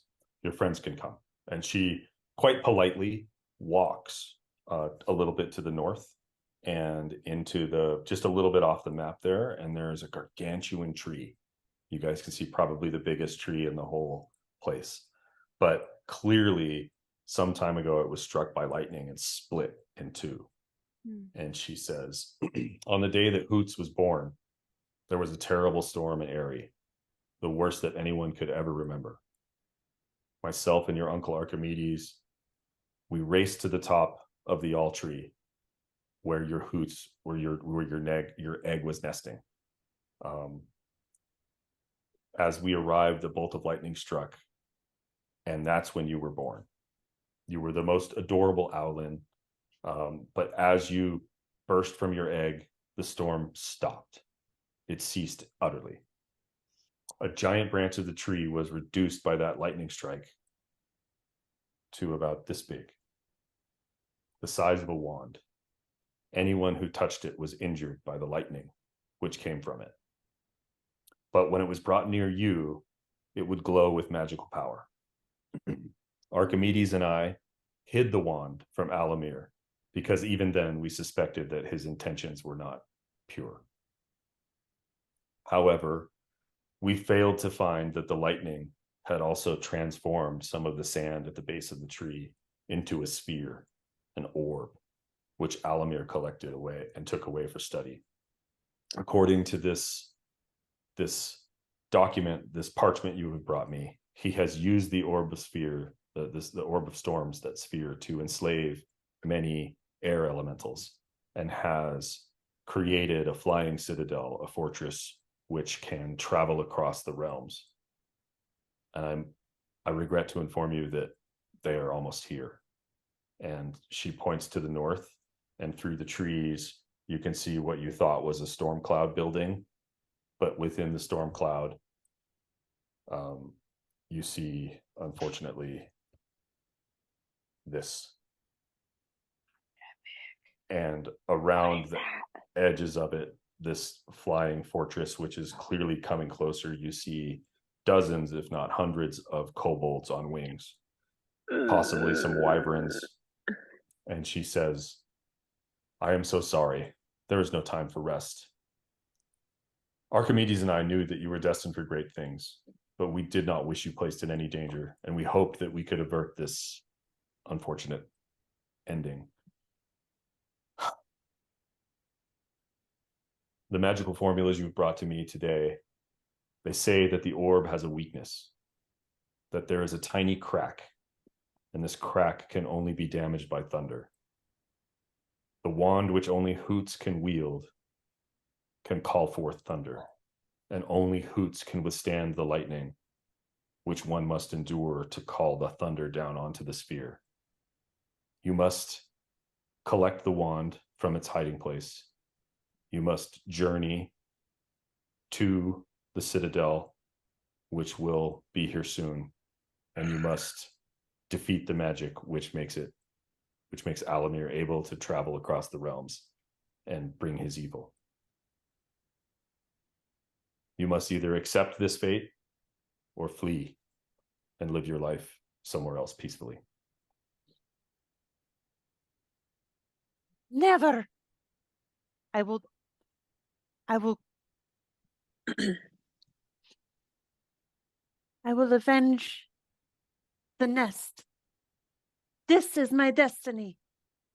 And feeling a surge, a storm within me, I muster to my friends, this wand, I need this wand. Please, take me to this tree. Okay, so you're at the tree that was struck by lightning. Oh, we're at the tree. Yeah, Okay. you're at the tree, so you're standing at the base of it. Circe's holding your hands, and she says to you, they'll be here soon. You must not be here when they arrive. And she says, follow the water down to where it collides with the rocks below. You will find it. And once there, go behind the waterfall. Look for the altar. Upon the altar is the wand. Only you may touch it. Right. And then she turns to the guards, and it's like she starts to summon the guards to get everyone to safety and do the best they can. I was going to say, will everyone be all right? We will surrender to save our people. You can free us if you destroy the Citadel. Right. I am on my way. Everyone, there's not a moment to lose. This wand, for my people, for Aerie. For Aerie. For Aerie. Fucking A. Nice. Okay, so Circe leads you back to her sort of Citadel area, and behind her is, like, as I said, like most of the structures they don't even have roofs. They're, like I said, they're open decks. Her area is like imagine a library out in the open. So she's got like beakers and bottles, and she's already given you some healing potions and a potion of flying and a potion of water breathing, which Hoots you no longer need. So she urges you to prepare yourselves in what way best, and she sort of looks at you, Kitty, and she's like, are you quite all right, dearie? And she sort of comes closer to you, and she cups your face with her sort of soft, downy, feathery hand, and you heal 18 hit points. Aw. Kitty leans into her soft, feathered hand and starts to purr slowly as to regain health. Kitty.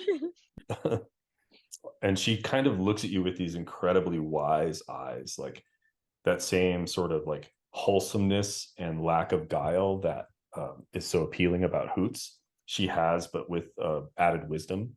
And she says, do not worry, dear. You will come out the other side better for this. And then, hurry, you must go. And even now you can see that the Citadel has closed the gap some. And now some bells start to ring, like alarm bells. And you start to hear murmuring among the people. And she says, you must get to your destiny. You must save us. I must try to keep our people safe. I will do my best. Everyone this way. I go and I gesture towards the destination of the wand. Okay, cool. So you kind of understood that she said, essentially, you have to follow the waterfall over the edge, right? So it takes you, 10, 15 minutes to work your way to the south part of the map. So let's go ahead and put everybody there. Because now we're at the edge of it, right? Yeah, so beyond like where this is, there's like a rock formation, and imagine the water kind of fills like a little bit of a pool before it bubbles up and then just disappears over the edge. So again, down? you kind of, so 2,000 feet back down to the cliff. But what Circe described was somewhere under here, where the clouds start to form, there are some like small islands of rock, and there's another waterfall down there, and she said behind the waterfall. So you need to search around and find it. How are you going to do that? Are you going to use the flying potions now, or try to climb, or what's the idea now? Do we all I think down there? Hoots is I was like, Hoots is the only one who can touch it. So if Hoots could just go figure it out. We'll go to the tavern and rest, and then I can't do this alone. I grant everybody fly again. And these guys are going to be here in 5 minutes, right? I know. I just don't know that we'll be able to help that much if Hoots can just fly down and grab it. But How long Yeah, does the that's flying potion last for? Let's find out. Potion of. You just type in potion of and you get all of them. Is flying. this plan, is the Citadel like gonna like touch where we're at so we don't need to fly to the Citadel? Okay, so the potion will last for 1 hour, Ugh. but each potion has two doses. So you Okay. essentially just have 2 potions, 2 water breathing, 2 potions of flying. Okay. You guys all wrote that down? Yeah. Okay, cool. wait, I know I didn't. I'm sorry. I got distracted. Say it again. So the potion of flying can last for Mhm. 1 hour, and you each got 2 doses. What two? 2 of flying, 2 of water breathing. Oh, got it. And then one of the one of the healing, 2 of Greater the healing. other. Yeah. Got it. Is the greater healing 2 servings too? Mm-hmm. Yeah. Yes. Oh, So the write healing down is as 2, well. essentially Okay. 2 of each. Well, let's help her get, or let's help Hoots get the wand. Mhm. So let's take the flying potion. Okay. Thrax is like, I'm getting the hang of this, and he glug, glug, glug, glug, and boom, bottles it back up. Axe. You see him sort of hover off of the ground, and then he kind of looks over the edge, and he's like, "Oh God." It's one thing to go up; it's another thing to go down. Mhm. Everybody make a wisdom saving throw except for Hoots.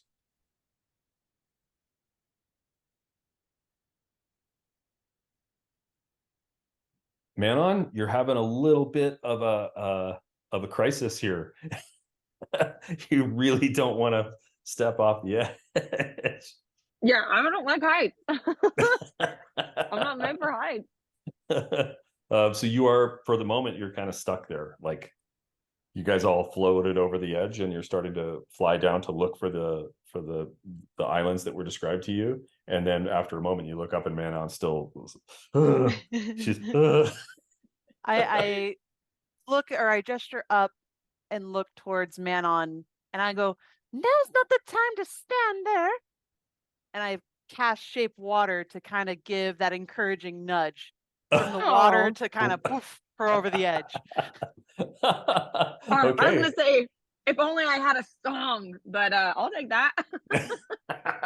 Yeah, who knows where the hell he is? Yeah. Okay, you slap her with water.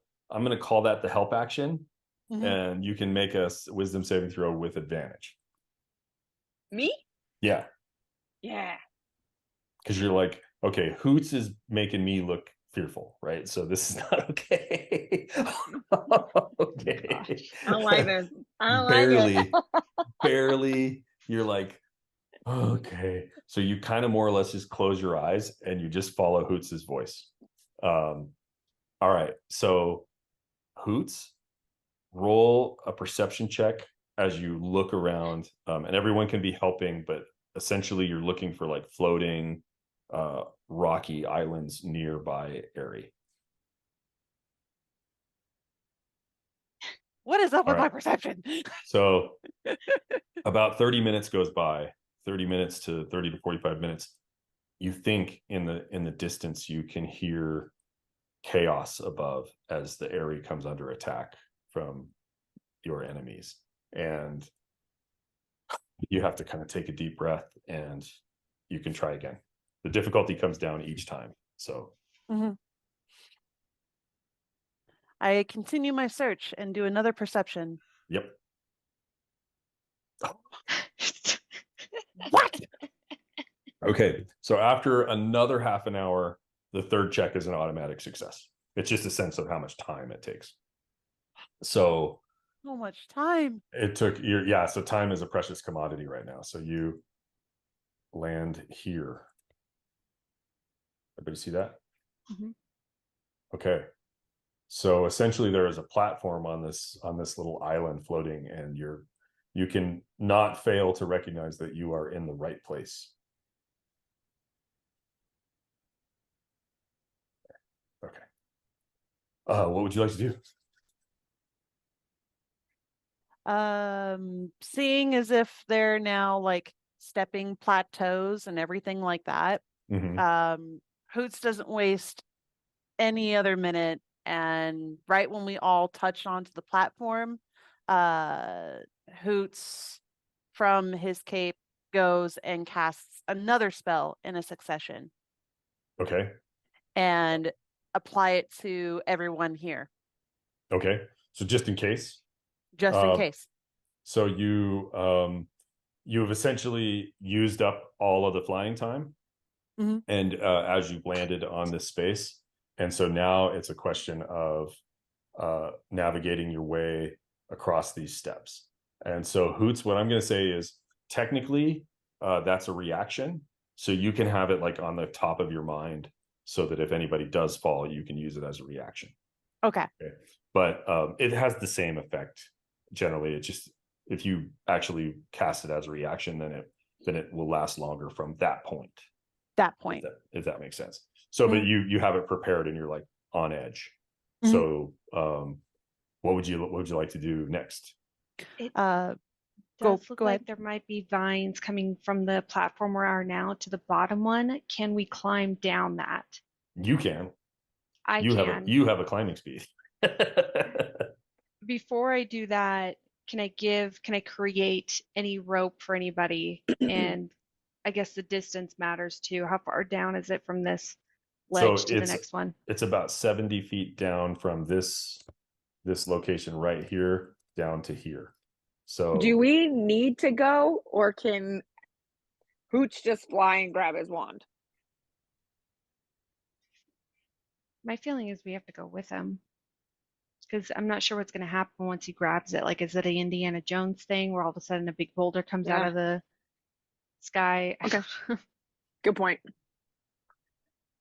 Not to base this off of movie logic, but we saw what happened with that hourglass. That's perfectly good logic. Okay. For Boulder's a game. coming. Got it. Let's go. Yeah. Booby traps, maybe. All right, so I'll meet you guys soon. And I just dive over the edge, and I didn't apply Featherfall, but I went and just flipped up my wings, swooped on down to the bottom, and just said, I'll meet you down here. As you land, you realize this boulder is mossy and a little bit slippery, a little bit hazardous. So you're like, you kind of either need your friends to stay or you go by yourself, but you can't, like, if you can't be way ahead of them and then cast Featherfall, you can't be more than 60 feet away from them. So you're kind of in this like, what do I do thing, right? So you guys, it's totally up to you, whatever you guys want to do. Whether we want to use Featherfall or I can make us rope. It's up to you guys. Oh, had you put Featherfall in the description and I didn't see that? Here's to do. That's a reaction. It's not, you guys don't have it on. I have to also be in that area too in order to cast it. Gotcha. So yeah, you can make 1,000 feet of rope, Kitty, with your quiver. So going to make, let's make 200 feet of rope just in case we need more. Okay. So just roll a you have their survival check, please, to like tie the ends, like tie it together so you can take 250-foot lengths and make a continuous 200 feet. Nice. What the hell? Okay, you're pissing me off. I haven't rolled a natural 20 in 3 games. I know. And she's rolled like 6 every game. Well, here's the downside. You are already maxed out under heroic dice. So, come on. I know, right? So give it to Manon. Give it to Manon. No, I want a healing potion. You've got 2. I would like another. I don't know when this Lilith pain is going to come again. Okay. So you've created 200 feet of rope and tied it together so expertly that it's essentially 1 length of rope. Cool. So what do you do? Start to use it or tie it off to the branch that I see over by that tree, and we start to. I'll go start to climb down to the next. Okay, Kitty, level. You don't need to make a check. That's right. I'm gonna say I don't want to go down. Thrax will lower you down. Kitty, It's you're awfully up. slippery. Be careful. Oh yeah. Oof. Man, you need to get lighter armor. Is that another fat joke? 2 fat jokes in one day? Who else did a fat joke? Oh, that was Mr. Boots. Okay. Yeah, he's struggling with you a little bit. So Kitty and Hoots, you kind of feel like they're sort of stuck. They're struggling back there. At the top. Mammon, Thrax, stay put. I can do well with Kitty. Okay. Kitty, as long as it's just you and Manon or you and Hoots, you guys can make it. I'm assuming you're going up toward the waterfall. Mm-hmm. Yes, but I'm going to go across this. I'm going to delicately, with my, amazing acrobatics, get across this vine section here, not to the other side. Okay. Again, because you have a climbing speed, I'll say make a acrobatics check with advantage.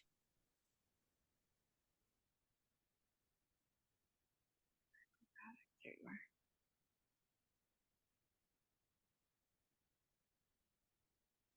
That's good enough. So Hoots, what are you doing? I investigate, or I go flapping my wings and then land softly here and proceed to manipulate this waterfall with shape water. I go and I try to part it to clear any obstruction, make it opaque, and basically just separate. Well, darn you. And your magical tricks, which obfuscate my dungeon. Hoots and Kitty. Well done, Hoots. I'm going to move you two onto another map. Manon, I'm going to put you on the map too, just because it is so much not fun to not see what's going on. And then I'll actually see it because it's light out. So basically, you get up to that little platform, and as you use your shape water spell, you right about here, the water about 20 feet up, it starts to move apart as you move it up and up and up. And you move it apart, and you can see there's a cave behind the waterfall about 20 feet up. Can you make mine light? Because I can only see myself. Oh, sorry. Yeah. So you are not here, so we're going to give you like 70 feet of there. How's that? Cool. Okay, thanks. Okay. So what do you do? With the opening presented, and with the waterfall obstructed in a way, I go to fly up to that same height to see if I can just look down the center of it without going into the tunnel. Yes. You fly up and you look directly in, and it's dark in there, but it is clearly like a hidden chamber. And in the space, there is an altar, but you can't really see much more than that. It's just like the light that comes in is just enough to kind of make out a kind of a pedestal type shape. I look down to Kitty and I mention to her, I'm going inside. I will screech if I'm in trouble, but wait here. I'm going in. Kitty hears Hoots and takes the ready action. Okay, Kitty, you are miserable in the water. But it's only up to your knees, basically. So it's not too bad. And you're kind of like ready. Do you have your bow out or dagger, I have my sword? bow out. Okay. All right, Hoots. I'm going to move you onto the next map. You fly over the water coming in. As you enter the space, you realize it's a relatively small cave. And right there is this beautiful kind of brass and copper altar that's just like a pedestal that comes up to basically waist height to an outland. And as you approach the copper altar, you feel a sense of emergent power. The damp air is charged with potential energy. In the dim light, you see this raised altar on top of which rests an intricate bracket made of like antlers. The antler bracket is perfectly sized and shaped to hold a magic wand. As you approach, You see an object resting delicately on the bracket. As you come closer, you recognize it as the peacock feather from Mr. Boots' hat. No, I knew it. that little shit. I Knew it. He There's a wasn't reason why he with wasn't us. here And I with was like, us. not cool. He's the Mhm. no, but Hoots is the only one who can touch it. That's Who what says they he said. touched They it? said, It says he touched it. I hope he died. Can I I? cannot tell you how many times Katie has said, I like this Mr. Boots. I was Can I jealous see you. if it's like a detect magic? Is this some sort of illusion? Can I challenge this, whether or not it's Roll a perception with advantage. click on me? Boom. Ooh. Finally. There you go. Nice. Yeah. Let's change that. You're already at a D12 also, so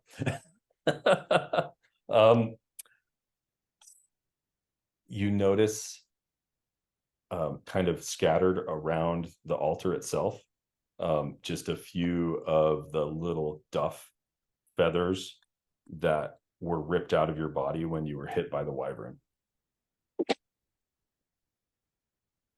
which were somehow used to potentially transfer That's the why wand. you wanted the feather. Transfer the wand into probably a bag of holding. Sneaky. I just feel like I feel betrayed seeing what I am seeing, and instead of letting out like a screech, I let out like a wail. Obviously, to have Katie, or not Katie, but Kitty hear that I am like upset, like gravely upset. Yeah, understandable. Okay, Kitty, you hear like a howling rage. What's your first thought? Kitty immediately thinks something's wrong, so regardless of the water, she rushes in to check on Hoots. Oh. Okay, so as you hit the base of the waterfall, you can see where Hoots had like initially started to open using his shape water spell, sort of open the almost like a curtain being spread, right? And then went up and up and up like 20 feet, and then there's the cave. And so you know where it is, and you like hit the water, and you're climbing through the waterfall, so it's like difficult terrain, and it takes you a little while, but you get up there, you're soaked to the bone, you push through, and you just see Hoots there. Hoots, have you landed? Or you like, what's your? I'm pretty much just like standard slouch. Like I'm not flying. I'm just right beside the altar. I'm looking down, but like what would be my talons from my hands is just it's flexing. Like I'm trying to grasp that this can't be happening. This can't be real. I was betrayed by a good friend, and just it's flexing. Okay. So Kitty, I guess do an insight and a perception, both with advantage.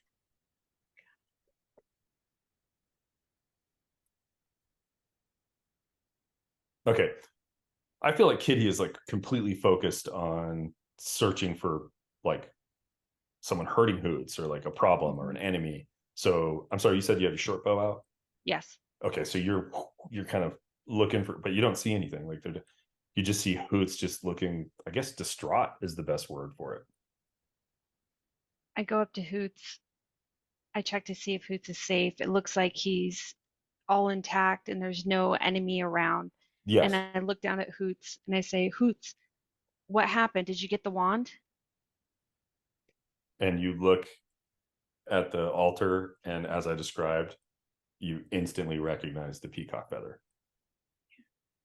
And at that moment, at that realization, I curse under my breath and I say, that lonely scoundrel did it again. I knew we couldn't trust him. I knew it. Without a word, I just screech out of that cave. Like I am flying now back up towards, out from the waterfall up towards Thrax and Manon in such a flurry. Okay. so for you, that's not a problem at all. You blast out and just very angry, screeching and upset. Manon, you see something you never thought you'd see before. An angry Hoots. Yeah, Hoots, what's wrong? What happened? The wand is not there. House and boots. And I go and I flap hard up the water stream. Okay, where are you going? Back Back up to Aerie. Back up to Aerie? They're in trouble and the wand is not there. I have to do something. Okay. Kitty, I feel like at this time you guys would be back here essentially, and Hoots appears to be following the water back up, and you can come out on either side, but that's kind of the situation right now. I'll follow the same path that Hoots took. As far as this direction, I'm going to go back, not the way I came, but on the other end. Okay, so keep in mind that this is like a floating, like a few rocks that are floating underneath Aerie, and so you have to fly back up if you're going to Aerie. Got it. Yeah, I'm going to use my flying potion to fly back Are up we to going Aerie. to Aerie? I don't know that we want to go to Aerie. Where else could he have gone? Well, I know Boots Yeah. is long gone. You need to tell me where Boots would have gone so we can go get him, not in Aerie. He has flying boots. He could be anywhere. The only thing that I know he has an expert ability in is hiding in plain sight. So he's got the ability to pretend to be somebody else, but he'll likely, he still has to use a flying potion or some stones to get anywhere that he wants to go. But other than that, I know he's not going to go to the Marlin Lord because he owes him money. So he's got to stay out of there. Use the wand to pay off the debt. That's what I was thinking. I think we need to go back down.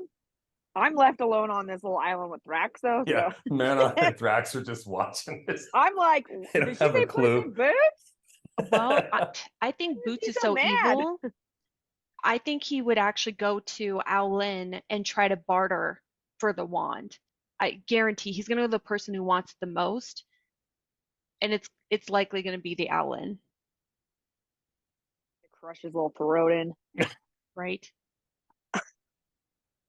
Sunil, We'll- you are barely we'll have Thrax do containing it. your glee at being proven right. You Why don't even know didn't what you he's warn us? capable of. Oh, come on. You warned us. This is what he does. This is his MO. Why didn't you warn us? How did you warn? I'm still sitting on this floating island with Thrax. None of this is actually happening. So. Okay. So as far as I know, Hoots is like flying straight up and you're just watching him go back to the town. Yeah. And you're like there, like what the heck? And Kitty, you've climbed up as high as you can on the boulder, but you see Hoots just like in a rage, just flying away. Explain to the crew what happened, and I curse every time I get to Boots' name, and I tell him we gotta help Hoots out. The wand has been stolen. Okay. So I'm assuming that you're going to take your flying potions and follow Yep. Hoots. Okay. No, because how are we gonna get back down? We don't need to be down back here though. We will gotta- need to be back down on the ground at some point. Down is easy. Yeah. Okay, As good long point. as you're with Let's go. me, I got the spells. Or there's True. just Well, yeah, nature. if you don't leave us. they're just leaving. The total disengage. The forever Leaving. disengage. Okay. Leave.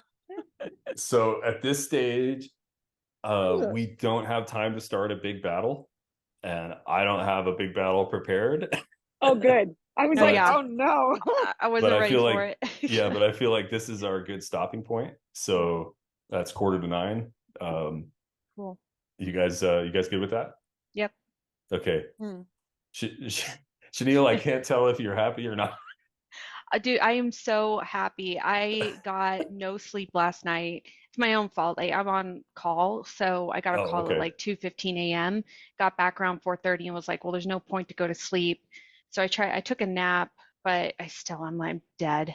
I'm really Okay. dead. I don't have the Okay. mental energy. Well, then it's okay that we stop a little early then for that purpose. Hoots, sorry about the rug pull. Like, I was like, any drama we needed about Hoots, and you're like, no. And then it's like drama. Well, to be Well, fair, Hoots didn't know about his drama. Yeah. all I had was Uncle Archimedes. I believed, and this is my town, and then the wand, and then it's stolen, and I'm like, I'm gravely upset. My people are being hurt, and a wand that was supposed to help them has been stolen. So I'm rightfully upset.